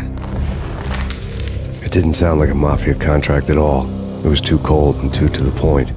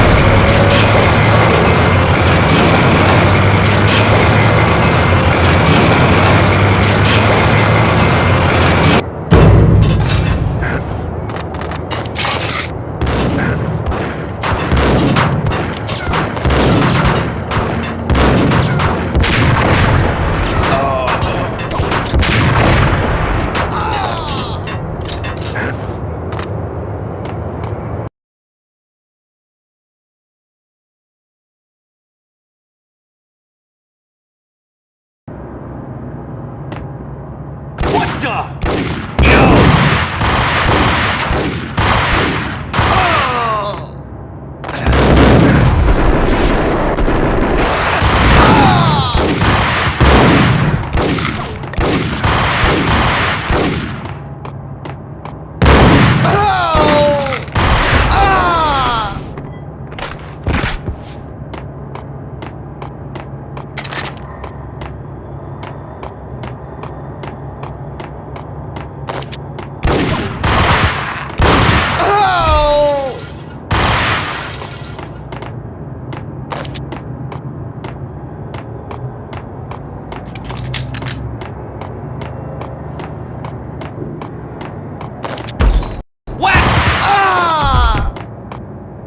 I had found Boris Dime's ship.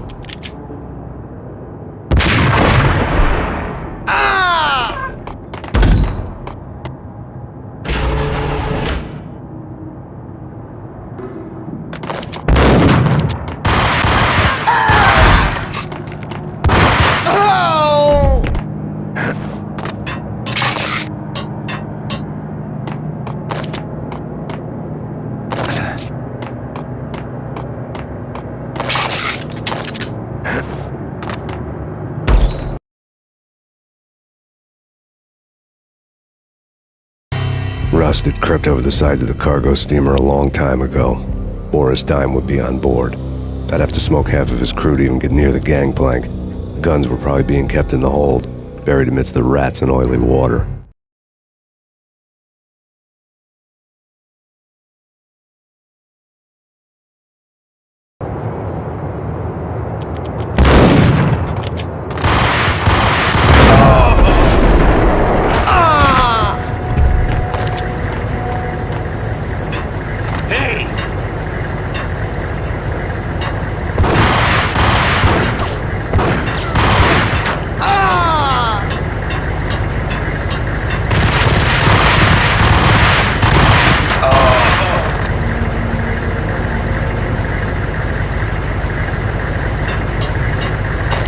What the hell?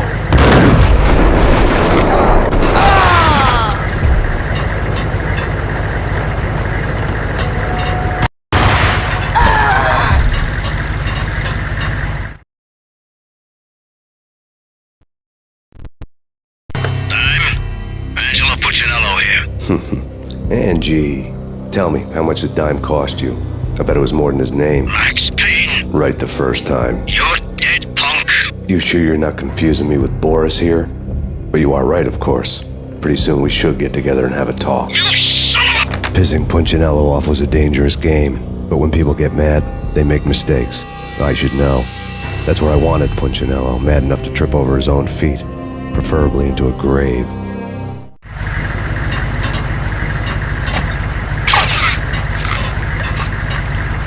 Dime!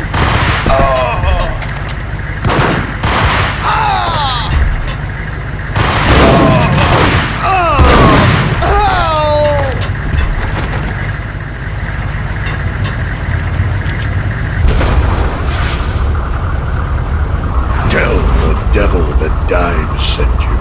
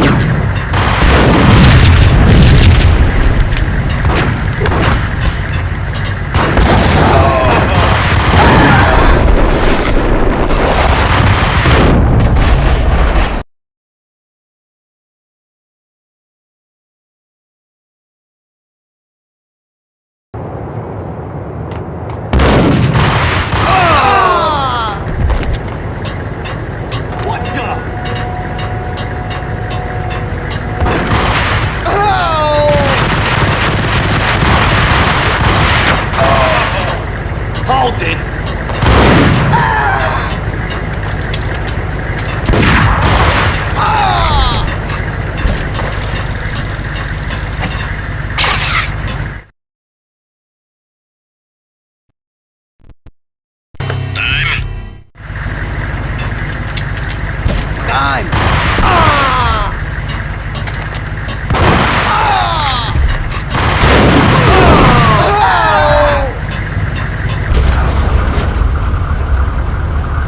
Tell the devil that Dime sent you.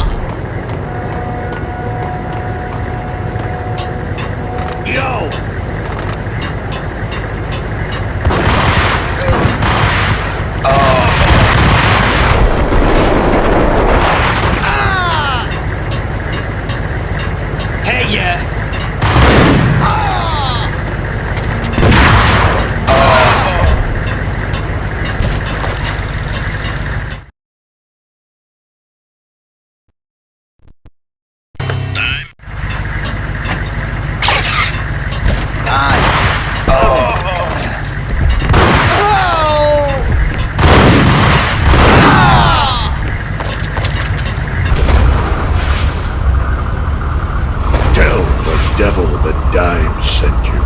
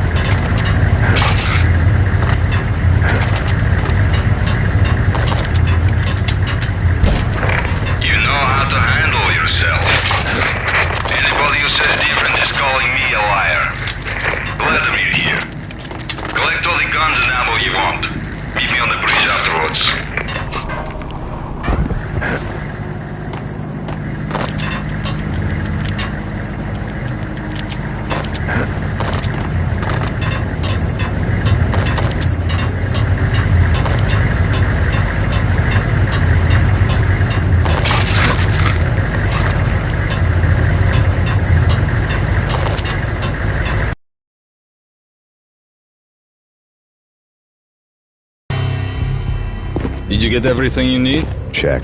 I owe you. Anything you need. This is my solo. When I'm through, Punchinello won't be anybody's problem anymore. Clear as vodka. But anytime you get between a rock and a hard place, just whistle. This could be the beginning of a beautiful friendship. You really get a bang out of this big-time gangster act, don't you?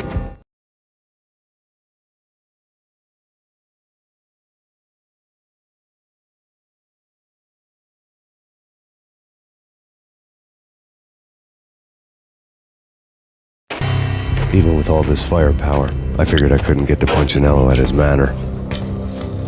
I could only hope that he wouldn't pass a chance to hear me beg, to see he's won. This is Max Payne. I want to cut a deal.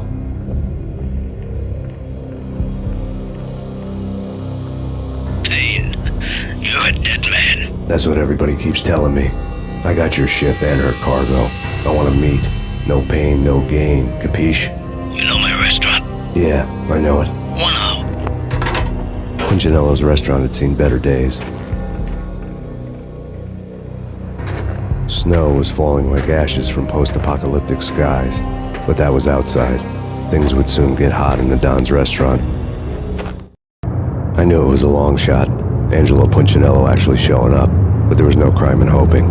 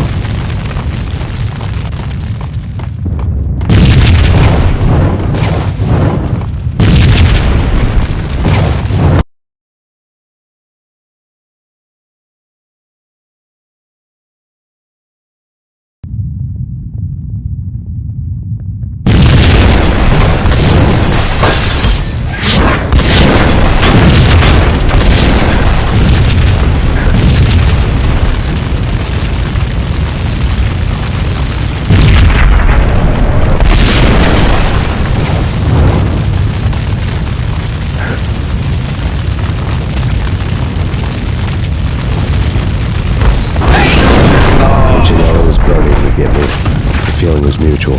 He was trying to put out my flames with gasoline.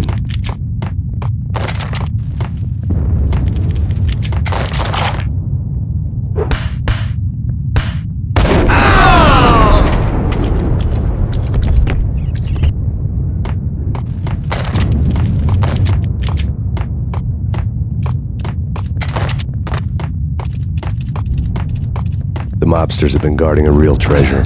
The way out was disco and punk.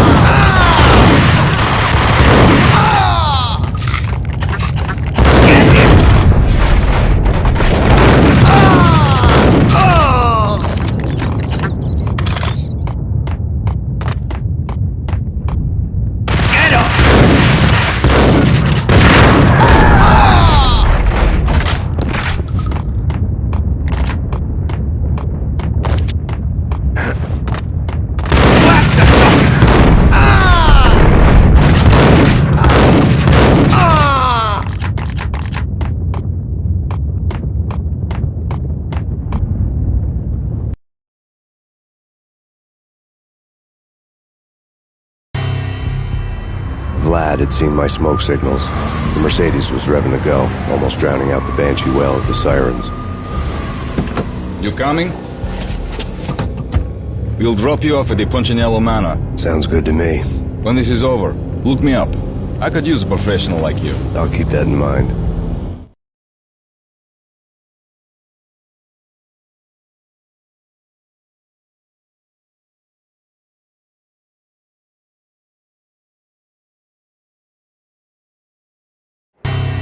The night groaned with cold. The garden lights flickered nervously. In their light, the falling snow was dead white before the darkness ate it up.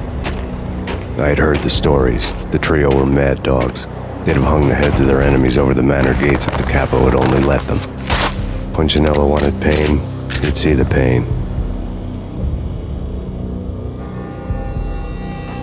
The trick in my situation was that there was no trick, no matter what the movies tell you. No rules, no secret mantra, no roadmap. It wasn't about how smart or how good you were. It was chaos and luck, and anyone who thought different was a fool. All you could do was to hang on madly, as long and as hard as you could. Someone had graciously left the back door open for me and killed the guards. My money was on Mona. I knew the trio would be standing between me and Punchinello. I had read their rap sheets, thick as phone books. No one would be walking out of here alive. The numbing cold of the broken night had followed me in. Upstairs, the trio tangoed down the manor halls to the silent rhythm of their murderous hearts. The blood of their victims rust on their lips. Vince Mugnano, Pilot Providence, a.k.a. Big Brother, and Joe Deadpan Salem. The pistol was a frozen lump in my hand, piercing the skin, gnawing me to the bone.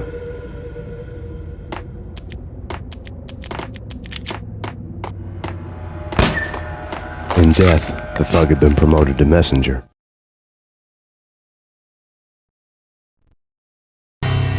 Someone hadn't enjoyed the Don's hospitality. Someone with a flair for the dramatic. Someone who had let herself out of a locked cell and past a couple of armed guards. My thoughts were on Mona again.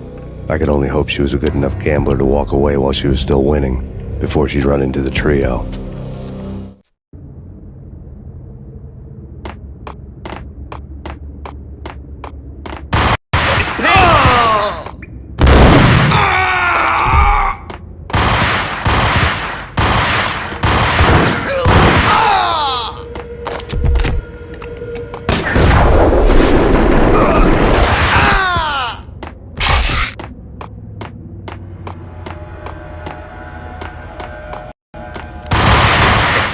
Someone get the guys from upstairs!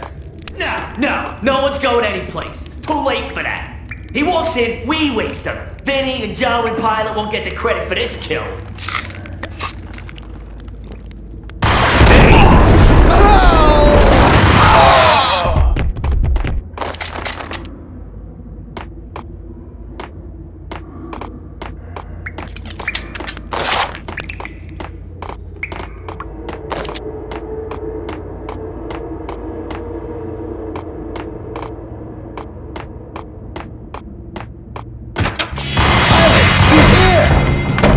me long to run into the...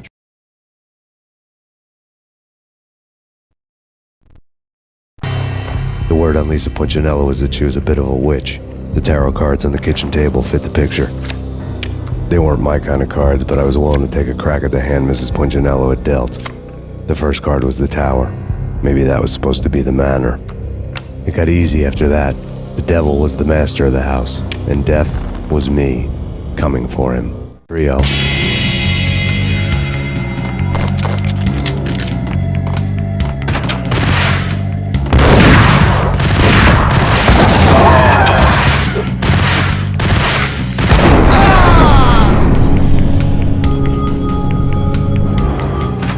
One down, 2 to go.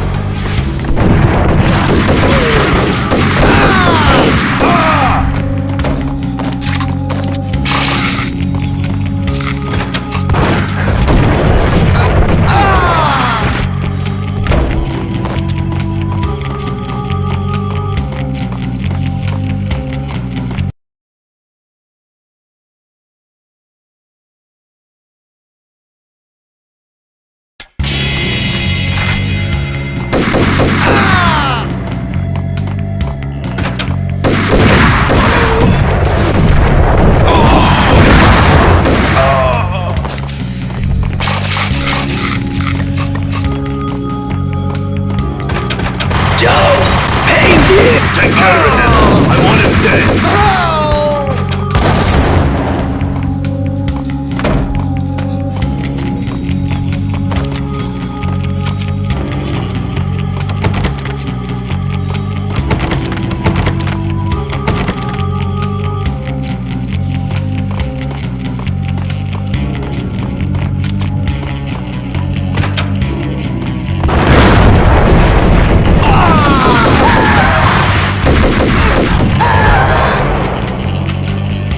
Down, 1 to go.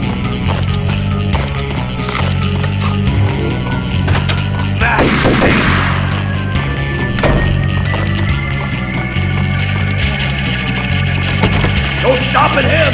This door doesn't stop anything. Take cover.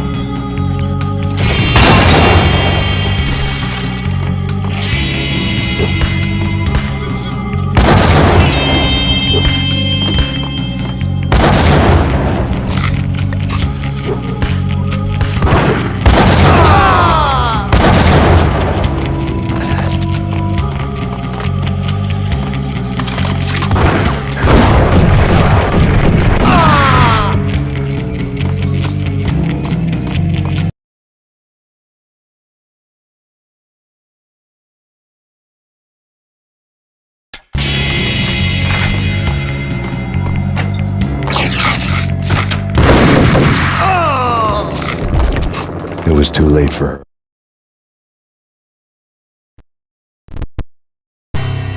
You're a real angel, Max. I couldn't tell whether it was Mona or her sister. The body was a mess. The sick bastard had really gotten a kick out of it. Seeing her lying there got me thinking about another woman's body on another bed. Got me thinking about a fallen cradle.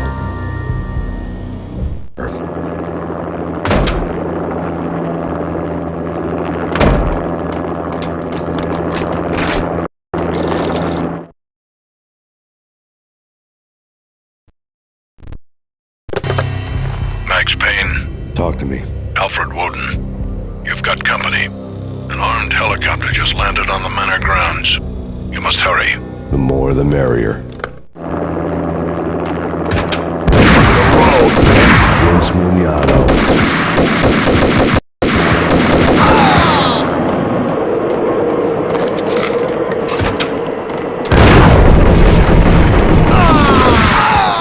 Punchinello's trio was done for.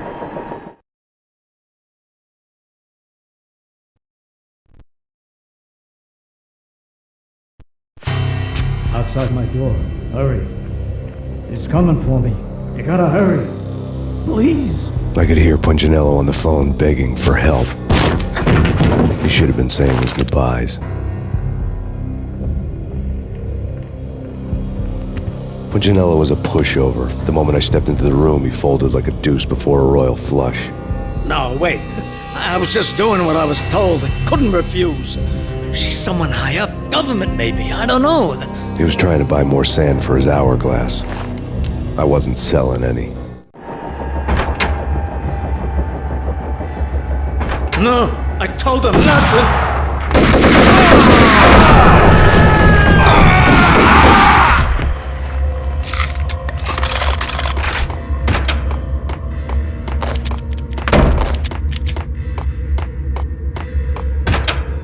Drop it. Don't move. Game over, Max Payne.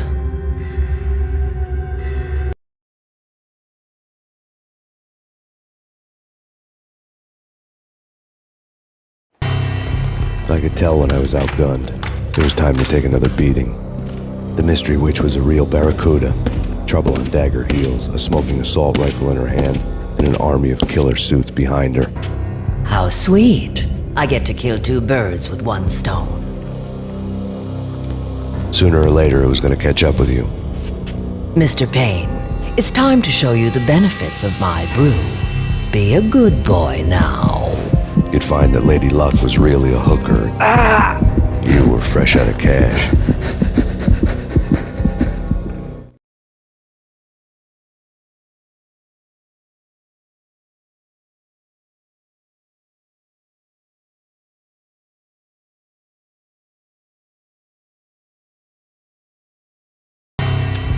Gentlemen, we're done here. Take me to Cold Steel. She had just given me an OD of Valkyr. I could feel green fire eating my brains. They turned to steam. They did a fade on me. I'd never had a chance. The witch had got me just as sure as if she put a gun to my head and pulled the trigger. The shadows rushed me, bruised mugshot faces hungry for revenge. They knew my weak spots and closed in for the kill. The floor turned into a vortex of green blood. I fell. The flesh of fallen angels.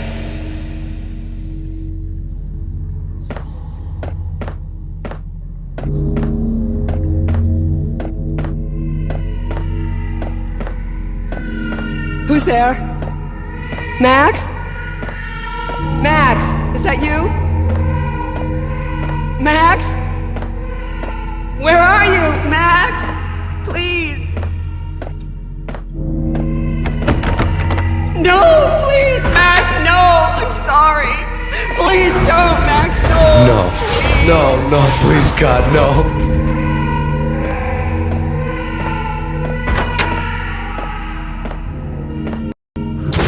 Max? Where are you, Max? Please.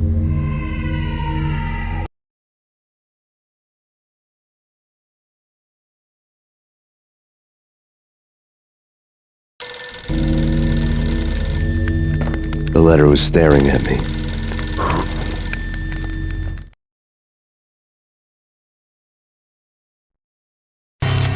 There was something disturbingly familiar about the letter before me. The handwriting was all pretty curves. You're in a graphic novel. The truth split my skull open, a glaring green light washing the lies away. All of my past was just fragmented still shots, words hanging in the air like balloons. I was in a graphic novel. Funny as hell. It was the most horrible thing I could think of.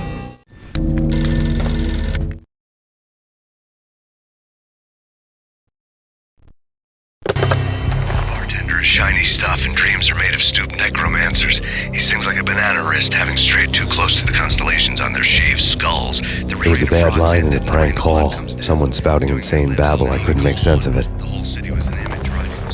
But I had an overwhelming sense of deja vu. The caller's voice sounded oddly familiar.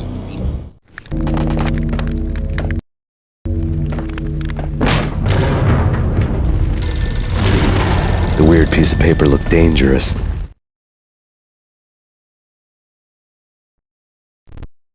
There was something disturbingly familiar about the letter before me. The handwriting was all pretty curves. You're in a computer game, Max. The truth was a burning green crack through my brain, weapon statistics hanging in the air, glimpsed out of the corner of my eye, endless repetition of the act of shooting, time slowing down to show off my moves, the paranoid feel of someone controlling my every step. I was in a computer game, funny as hell, it was the most horrible thing I could think of.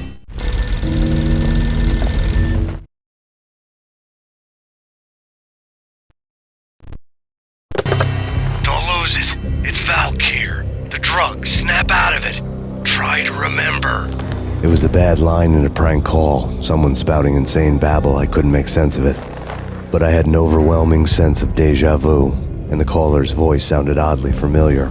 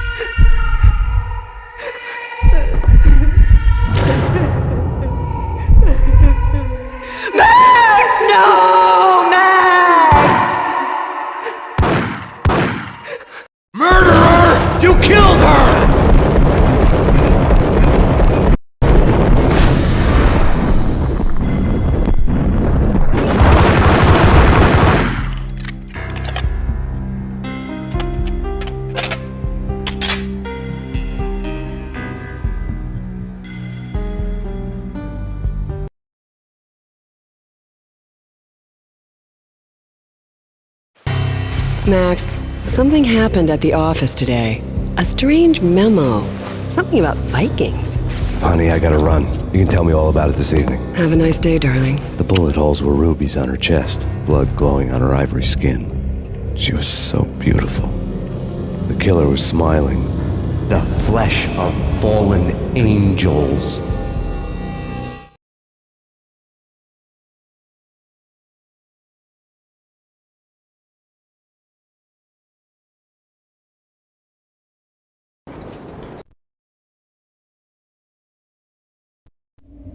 Slowly, the green nightmare faded, leaving dark stains on my soul that would never come off. I felt like flatlining. I was all shook up. I woke up in a cold sweat, sick and tired to the bone, lying in a puddle of my own puke. The hag had said take me to Cold Steel before it had all gone crazy. It was a clue, the only one I had.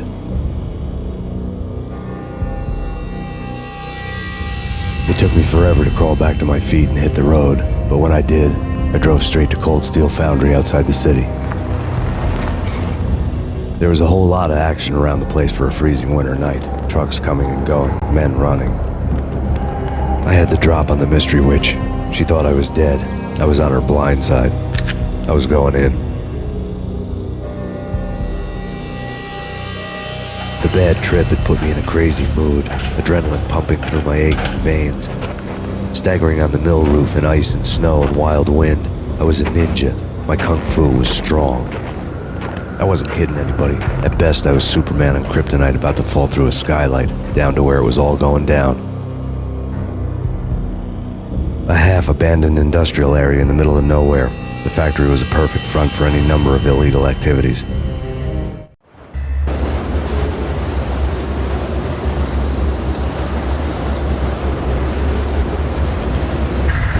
In the belly of the plant, molten metal boiled and bubbled like a witch's brew.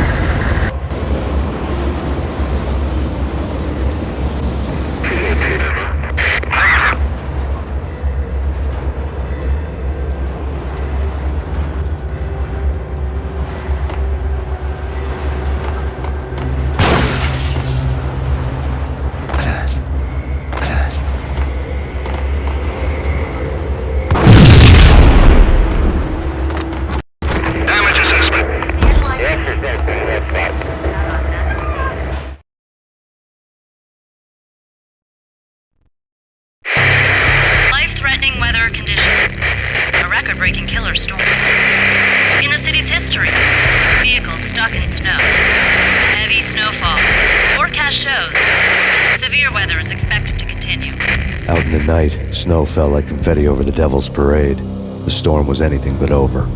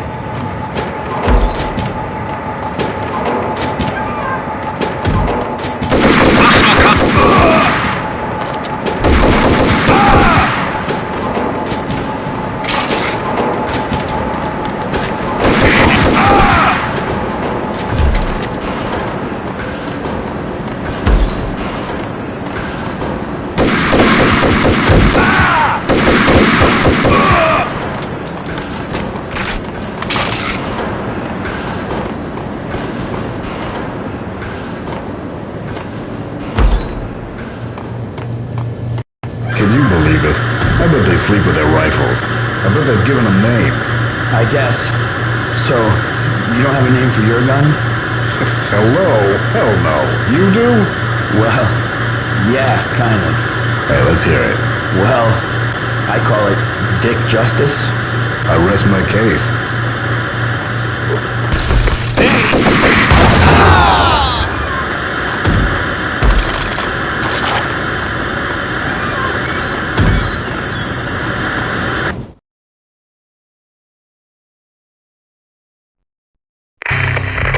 Perimeter breached. The facility has been compromised. Repeat, the Deep Six has been compromised. Initiate Operation Deadeye. The walkie-talkie military lingo could mean only one thing. They were getting ready to destroy the evidence and vanish into the night. I was so close. The hidden truths were just around the corner.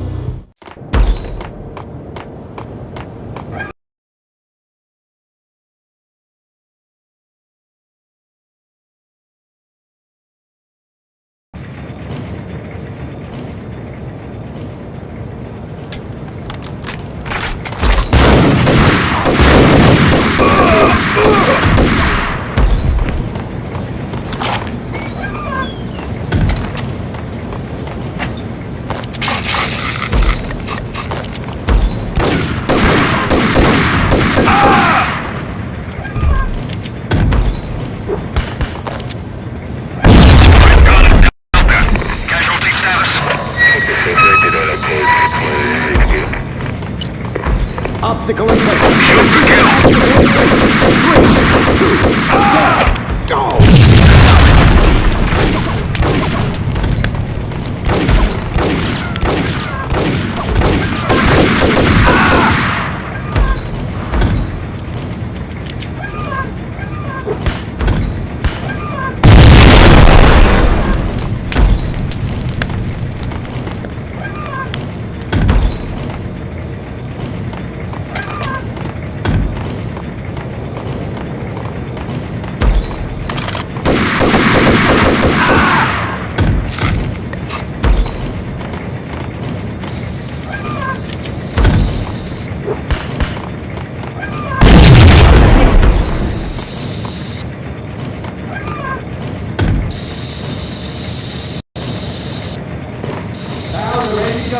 Booby trap in place. Repeat.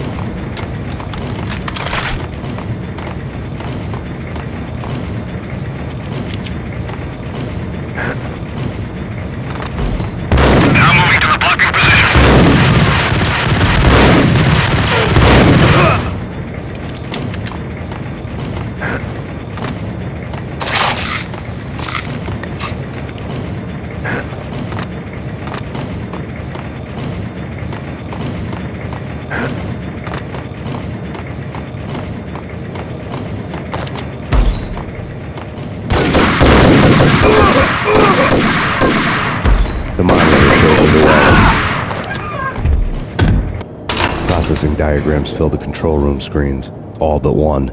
An elevator titled D6 on one of the screens, somewhere onwards, past rows of ovens in the core of the plant.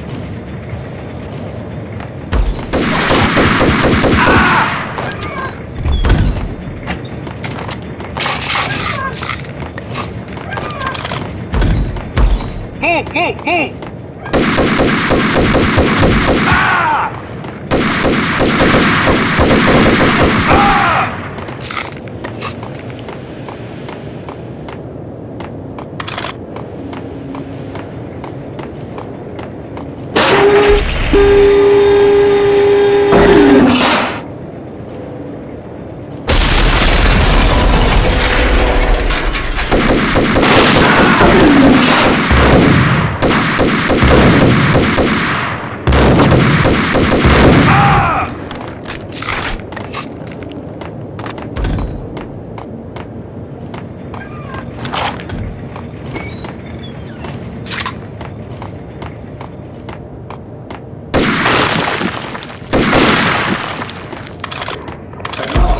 Target controls destroyed. Repeat, oven controls have been destroyed.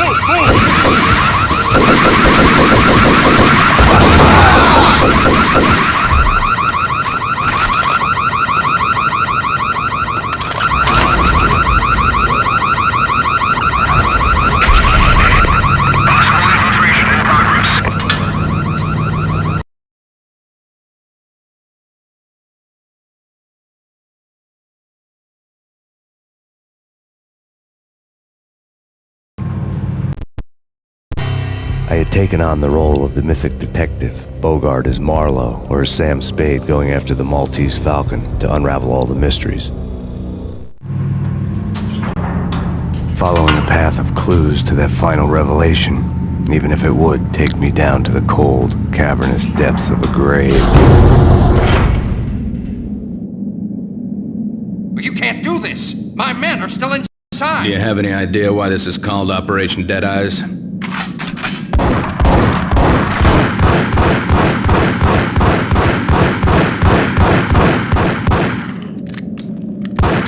I think he's dead already. Let's do it.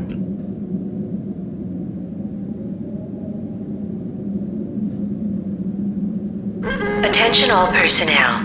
The self-destruction sequence has been initiated. Evacuate the complex immediately. Repeat, the self-destruction sequence has been initiated. Proceed to the nearest exit immediately.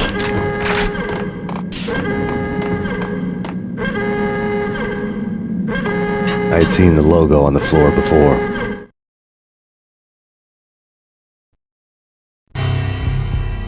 There was an old army bunker under the steel mill. I knew the military plaque on the floor. I had seen 1,000 variations of the insignia on crumbling brick walls everywhere in the city. The sword replaced by a syringe. Project Valhalla, V for Valkyr, V for Valhalla. All of a sudden it read like a crackpot conspiracy theory.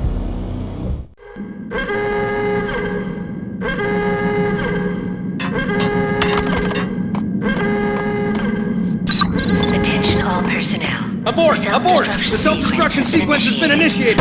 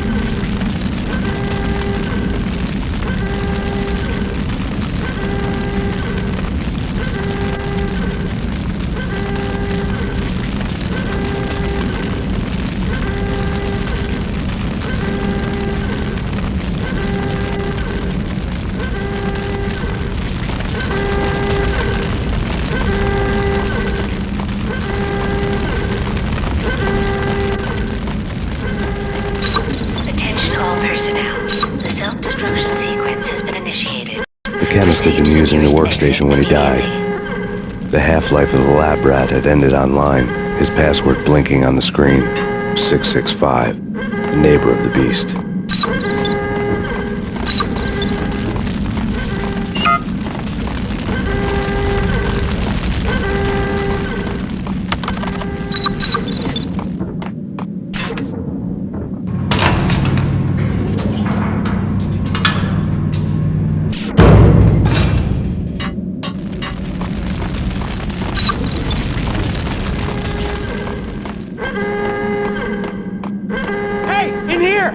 Get me out of here! Attention all personnel. The self-destruction sequence has been initiated. I thought I was gonna die in there for sure. I need you to get me through the decontamination chamber airlock. You're crazy! No way! The place is blowing up, for Christ's sakes! Either that or back to the cell. Your choice. Okay, I'll do it. I'll do it.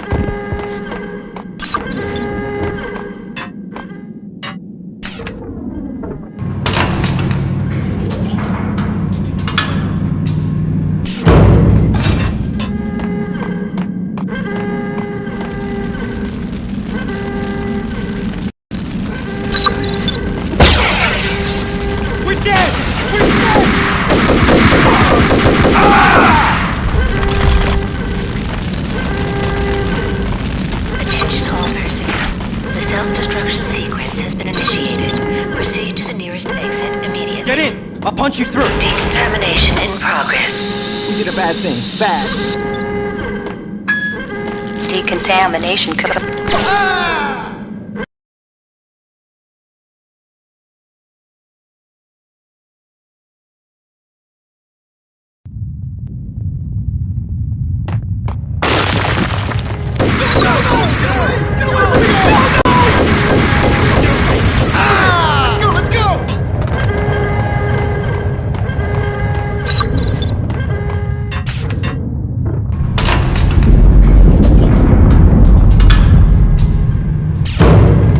I was caught in the middle of the deadly web that was the Valkyr case.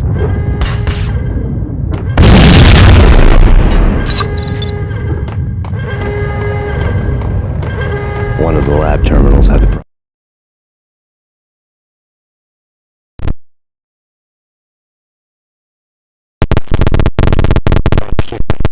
Project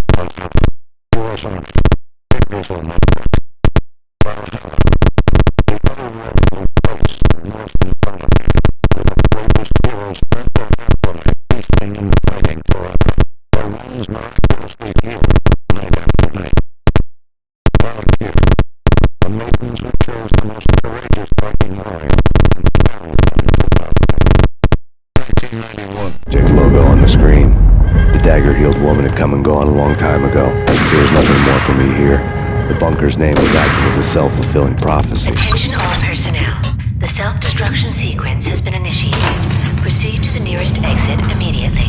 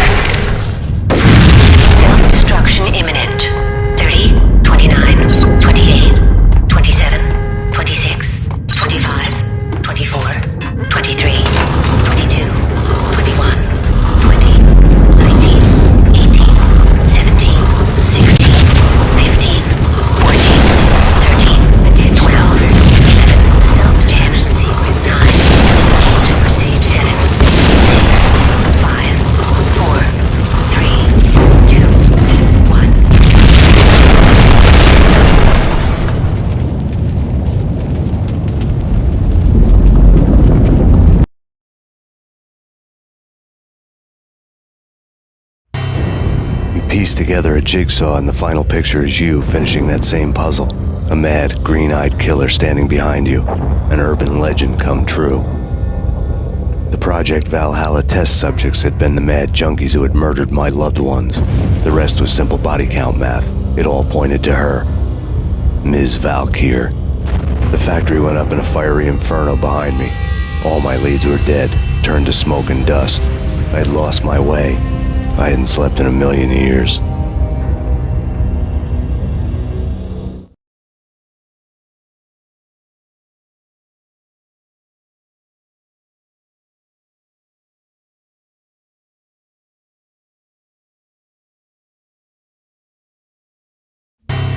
I felt thin as death. I've been living on an endless supply of week-old donuts. They were fuel for this crazy furnace inside my head. I couldn't remember when I had last seen the sun. I was on a permanent graveyard shift. When the darkness fell, New York City became something else, any old Sinatra song notwithstanding. Bad things happened in the night, on the streets of that other city, Noir York City.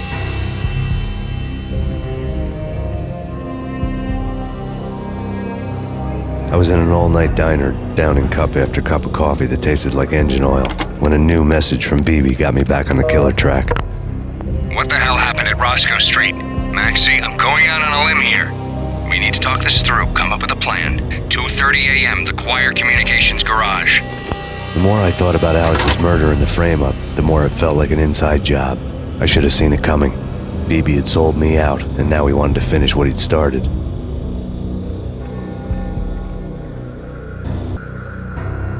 The garage was dead. BB showed up in his tailor-made suit, gold watch, and cufflinks to match, all way beyond a cop's pay. Maxie. Oozing suave charm, he was guilty as hell. What the hell does BB stand for anyway? Backstabbing bastard? Come on, don't be like that. Have a cigar. I don't smoke. Maxie, you have no idea how big this is. It's huge. You have no idea.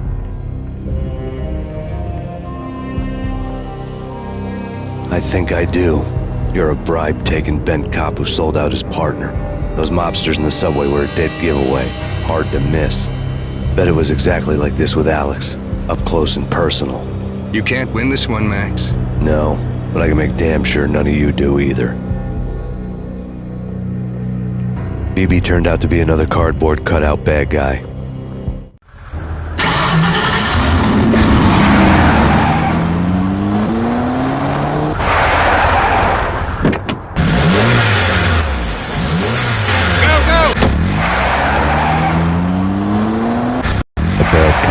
A cowardly right-hand man fleeing from the scene, leaving his paid thugs to do his dirty work.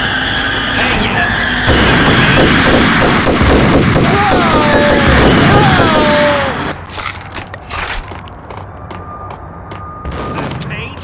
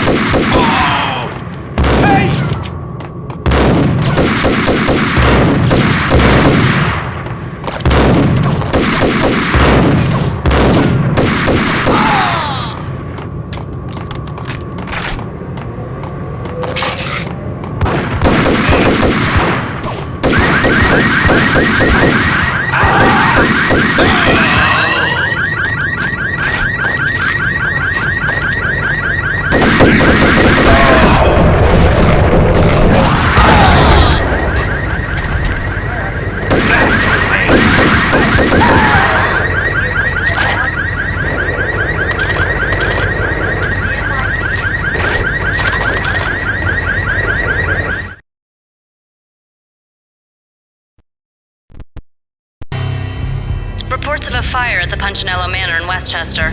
The manor is the home of Angelo Punchinello, the alleged head of the Punchinello crime family.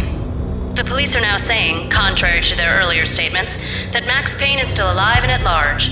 He continues his vendetta against the Mafia, of which this last act of arson is attributed to. I had no recollection of setting any fires, but I did remember the flames.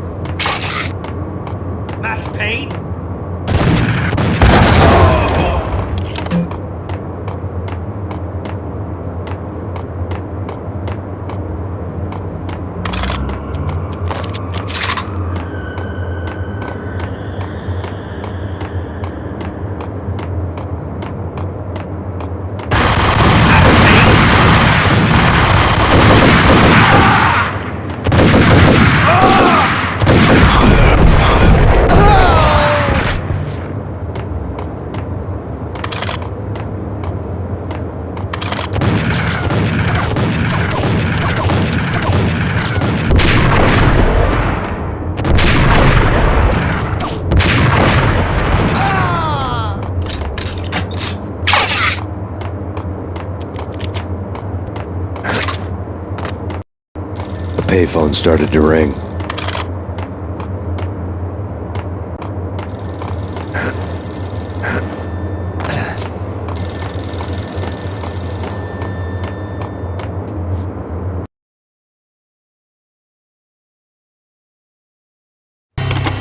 Yeah.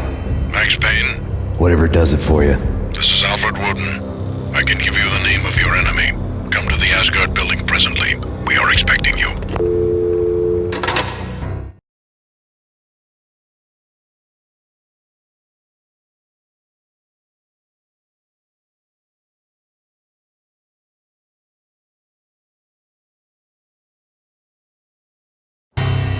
Woden was waiting for me on the steps of the old building. Mr. Payne, let's go inside. The others are anxious to begin. The others? Despite the general misconception, this building actually predates the City Hall by 2 years, thus being the oldest municipal building still in use here at the foot of the Brooklyn Bridge. No kidding. The old man played tour guide as he led me through a dark domed hall. The answers I was after loomed large ahead.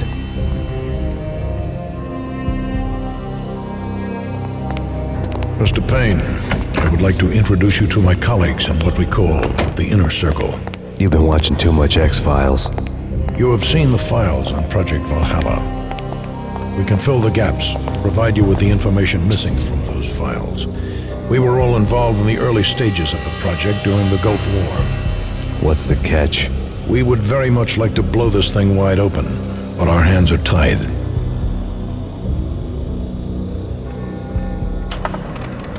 Her name is Nicole Horn. She was the key figure in Project Valhalla.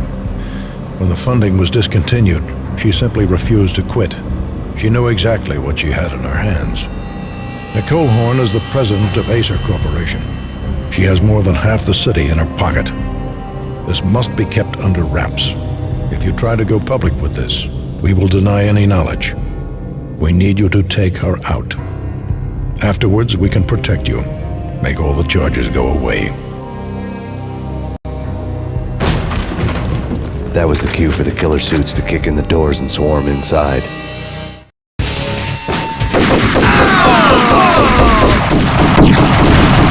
was an impressive floor show, but I decided to leave early anyway. It was only a one-story fall. For me.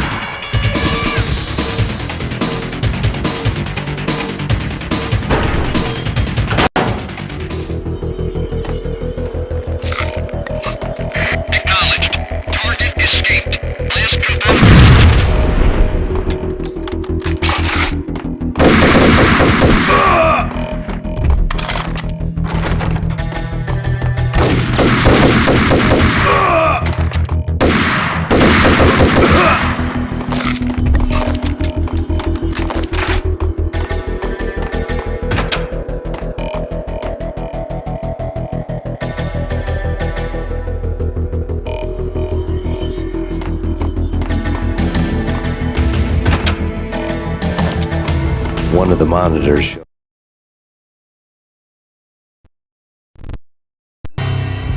on screen, the so-called corpse of Alfred Woden stood up, miraculously waking from his dirt nap, looking smug among his dead pals. In the land of the blind, the one-eyed man is king. I didn't know how he'd pulled it off, but it was a pretty slick way to get out of all his promises. Most of what he had said fit too well to be a load of crap. But what was left of the Inner Circle? Cover me. I'm going in.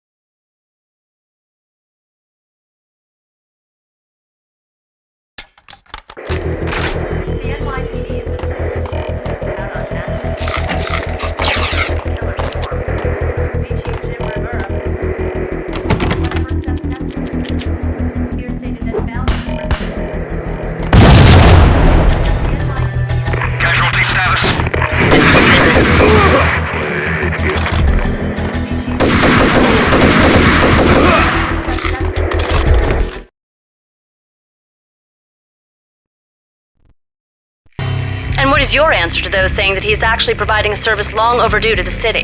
This crusade nonsense has gone too far. He's out of control. It must stop. He will be stopped. That was Deputy Chief Jim Rivera from the New York City Police Department.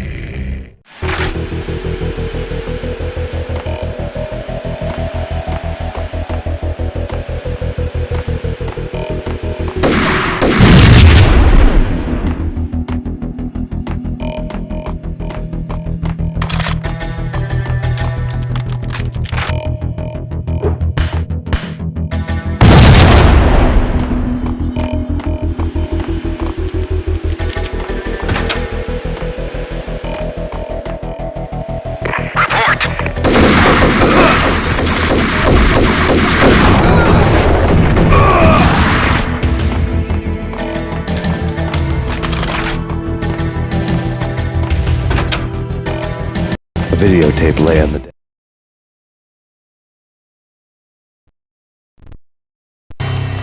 Nicole Horn had blackmailed the inner circle into silence. The tape came with a curt extortion note on a piece of expensive paper.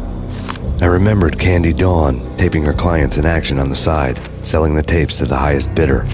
I was sure that kinky sex was nowhere near Alfred Woden's worst sin, but I had a feeling that when this was over, any collateral would come in handy. Desk. Woden had left me a present.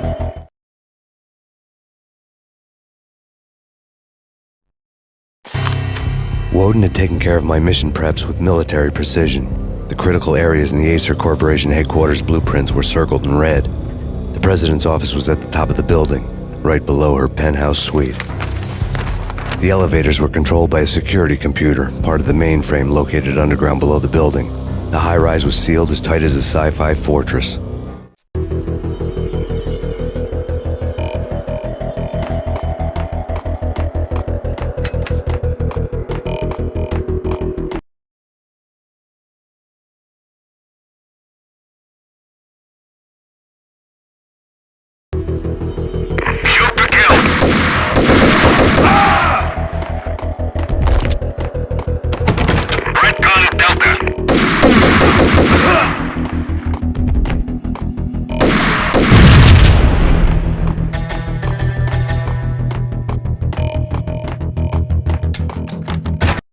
Best movie ending ever?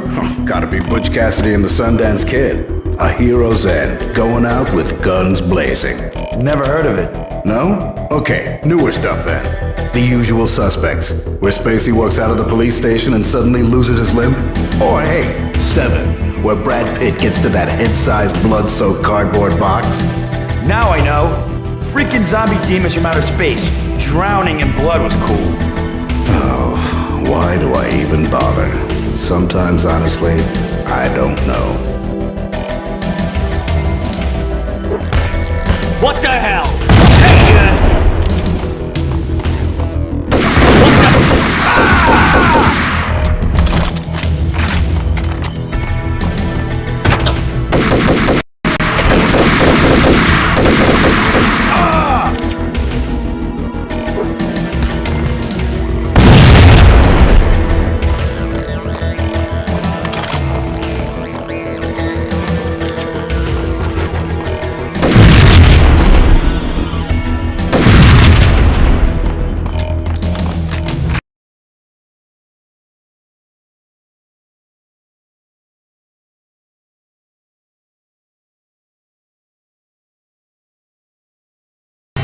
I had dreamed of revenge. Those dreams were always nightmares, of coming close and then failing. Now I was close. I had a name to guide me, Nicole Horn. I had nothing to lose.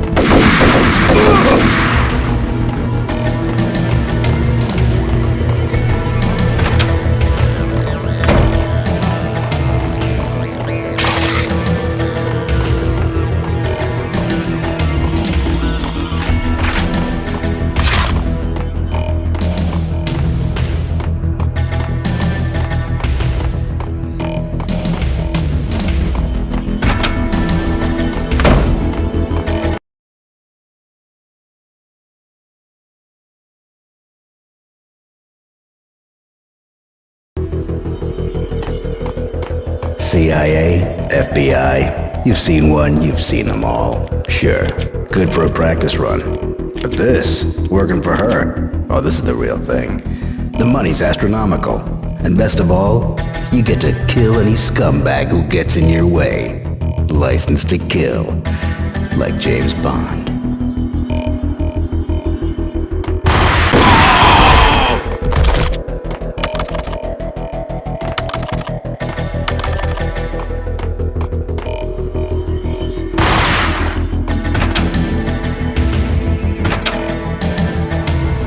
Take him down. Shoot to kill. Let's finish this.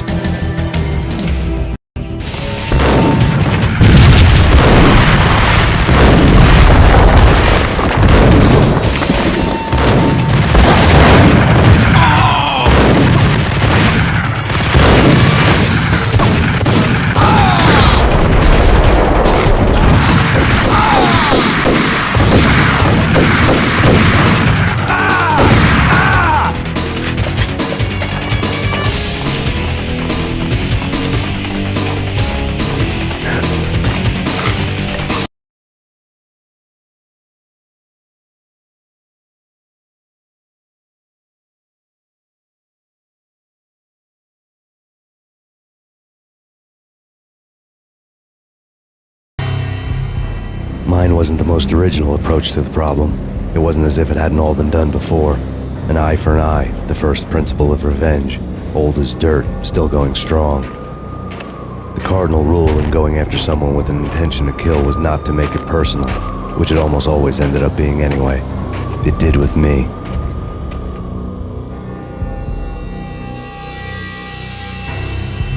I took my time, cruising around the city in the snow. There was no hurry. I knew what I had to do now. I took my time, thinking about it, building up the rage.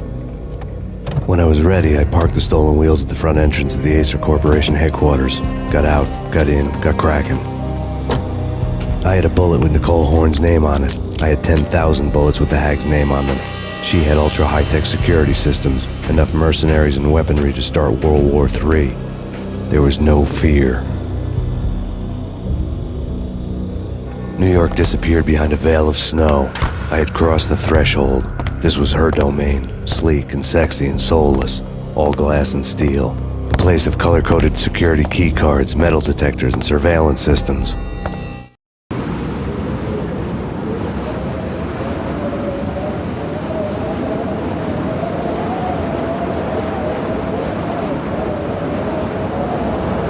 Colder than a walk-in fridge. Cold as a gun.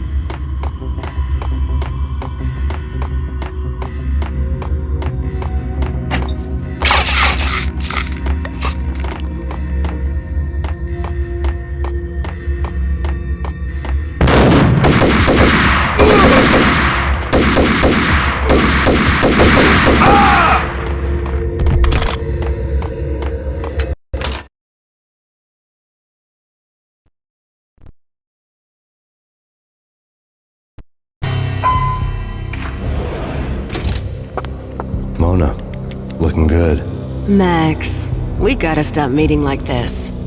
It will be a cold day in hell before I let a narc cop stop me. Miss Sachs, do your job.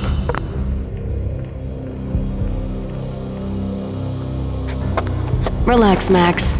You're a nice guy. I don't kill nice guys. You're not bad yourself. It was different when Horn wanted Punchinello dead. To cut her ties to the Mafia, he deserved to die. The same goes with her. She's the bad guy here. Her sister was whispering to her in my favor. I knew the appetites of ghosts intimately. They hungered for revenge.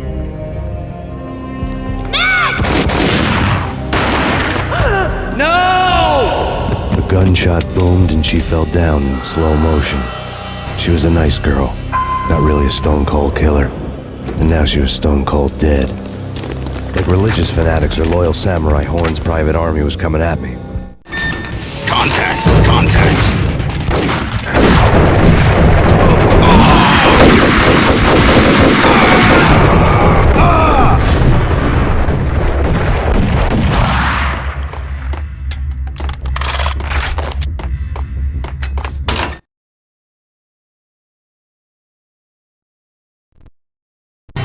When the elevator came back down, Mona was gone. There was a lot of blood, but no body. Something clicked for the final time. My mind had never been so clear, as if somewhere high above the storm clouds were already gone, cold stars blazing from the black skies.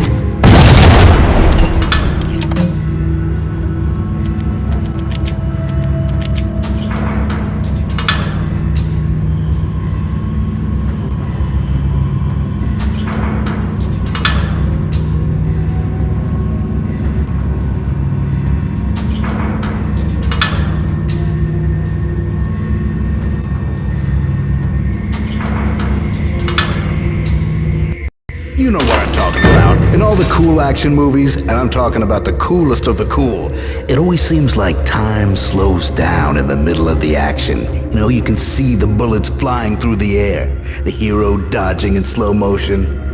Oh man, it would be so cool to be able to do that. Bullet time, that's what they call it. Bullet time, yeah, would be so cool. What the hell?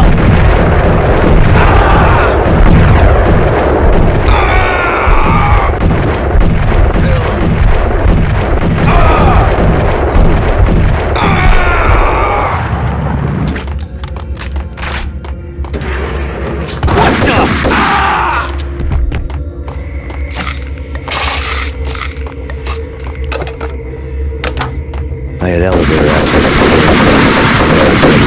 security locks to get to her office.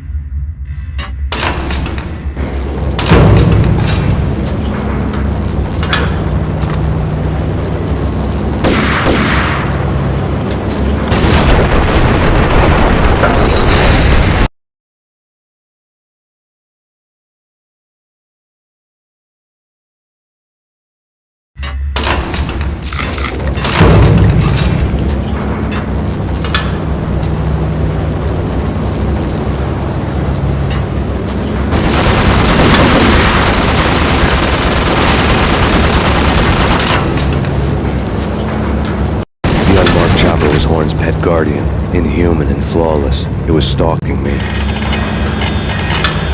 I hate to be stereotyped. I'm not a cold-blooded killer. I'm a nice guy. I love my wife. I have 2 boys I'm very proud of. We just have to make the ends meet. And if that means I have to shoot someone now and then, hey, it's just my job from 9 to 5. Well, not quite from 9 to 5, but I hear you. I'll kill the bastard! Kill the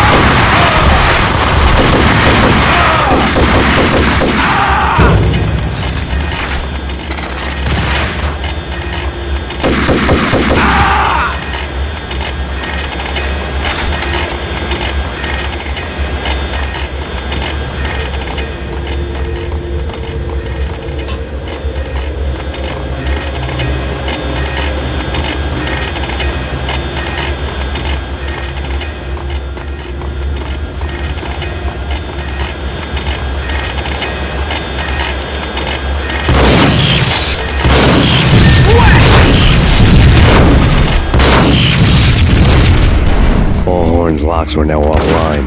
All bets were off. The elevator was taking all the way up.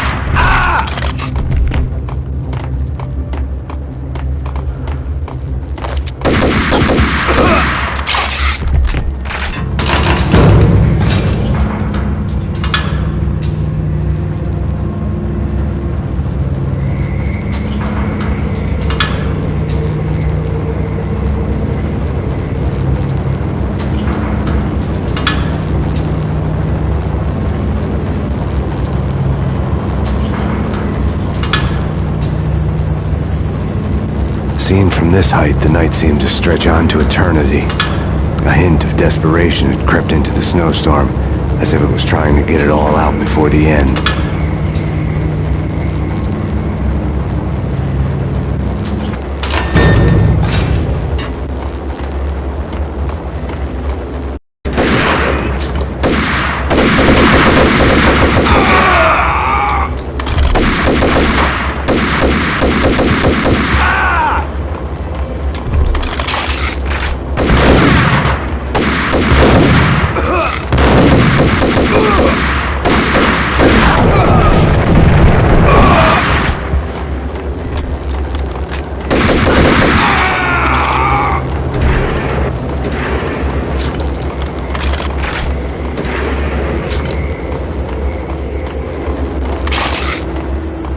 Horn's personal computer was on.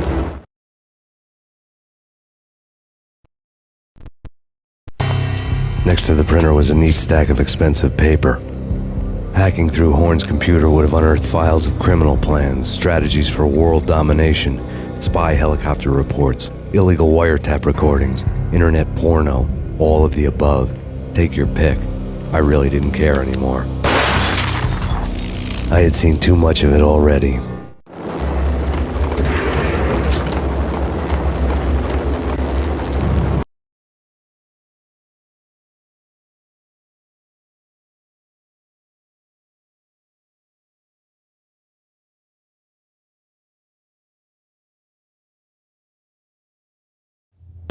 Valkyr had been meant to be a white-winged maiden that would lift you to a warrior's heaven, but it turned out to be a one-way demon ride to hell. The devil was in the drug. I knew. I had met him.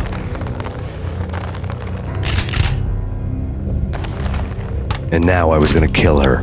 The queen of the underworld who had tried to lift herself a bit closer to heaven with her drug money.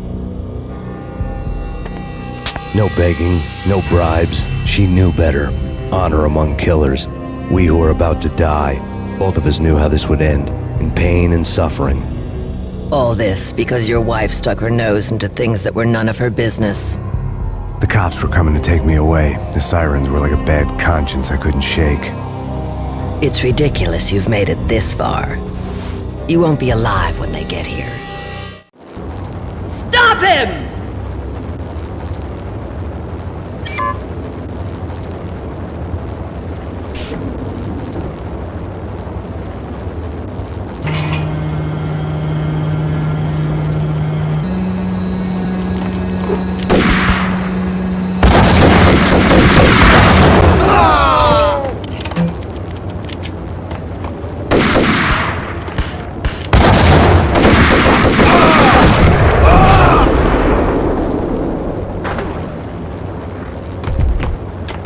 elevator lobby.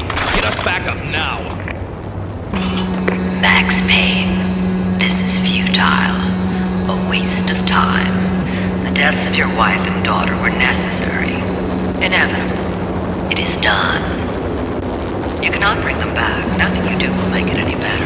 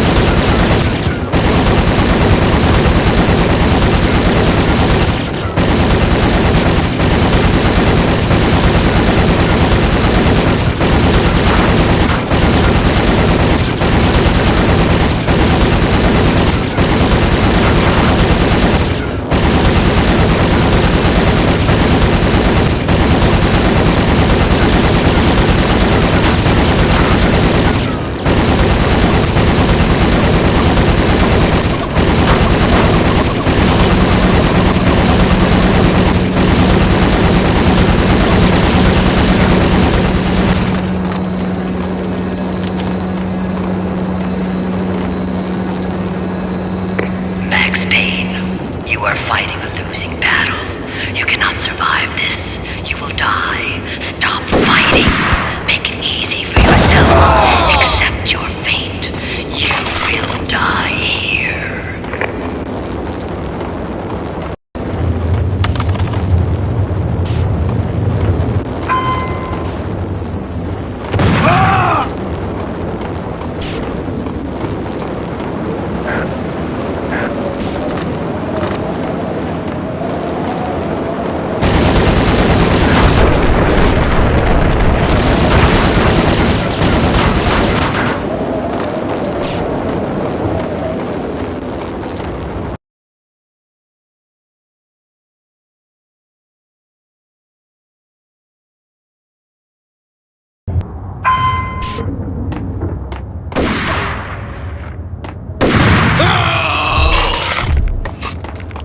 We have him in the North Lounge. Send us assistance.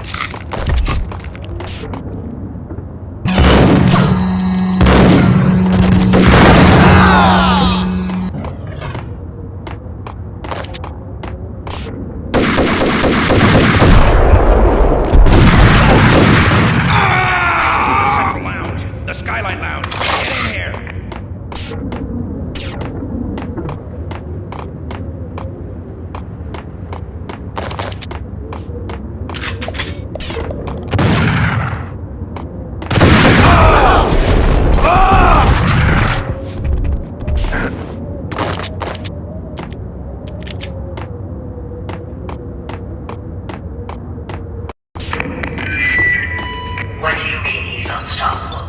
You are superior to him. You are better trained, better equipped. You outnumber him at least twice. Your job.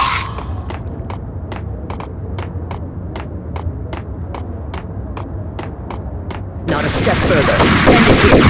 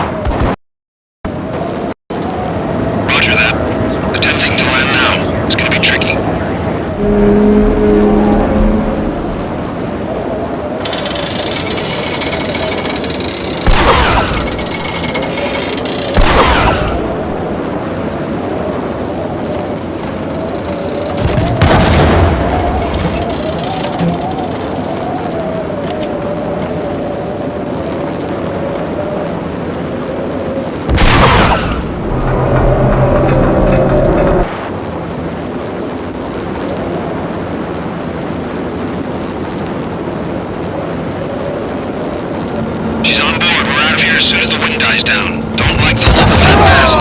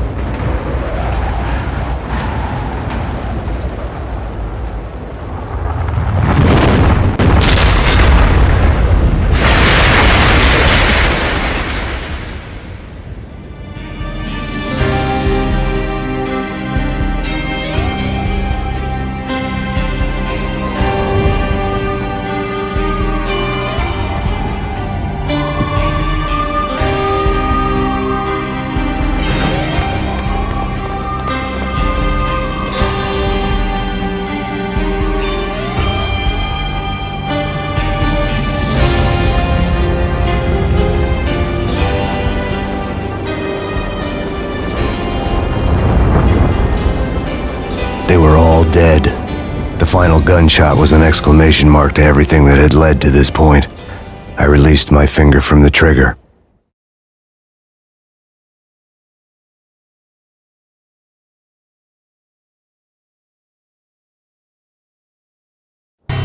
And then it was all over.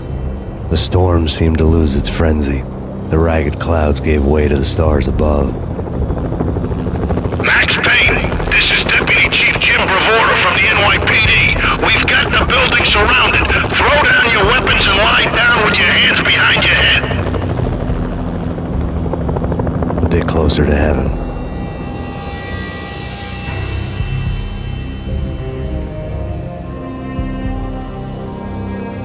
The cops' voices were distant and muted. Freeze! NYPD! Hold it right there! My ghosts released me from their haunting. Down below, New York City glittered like diamonds on black velvet.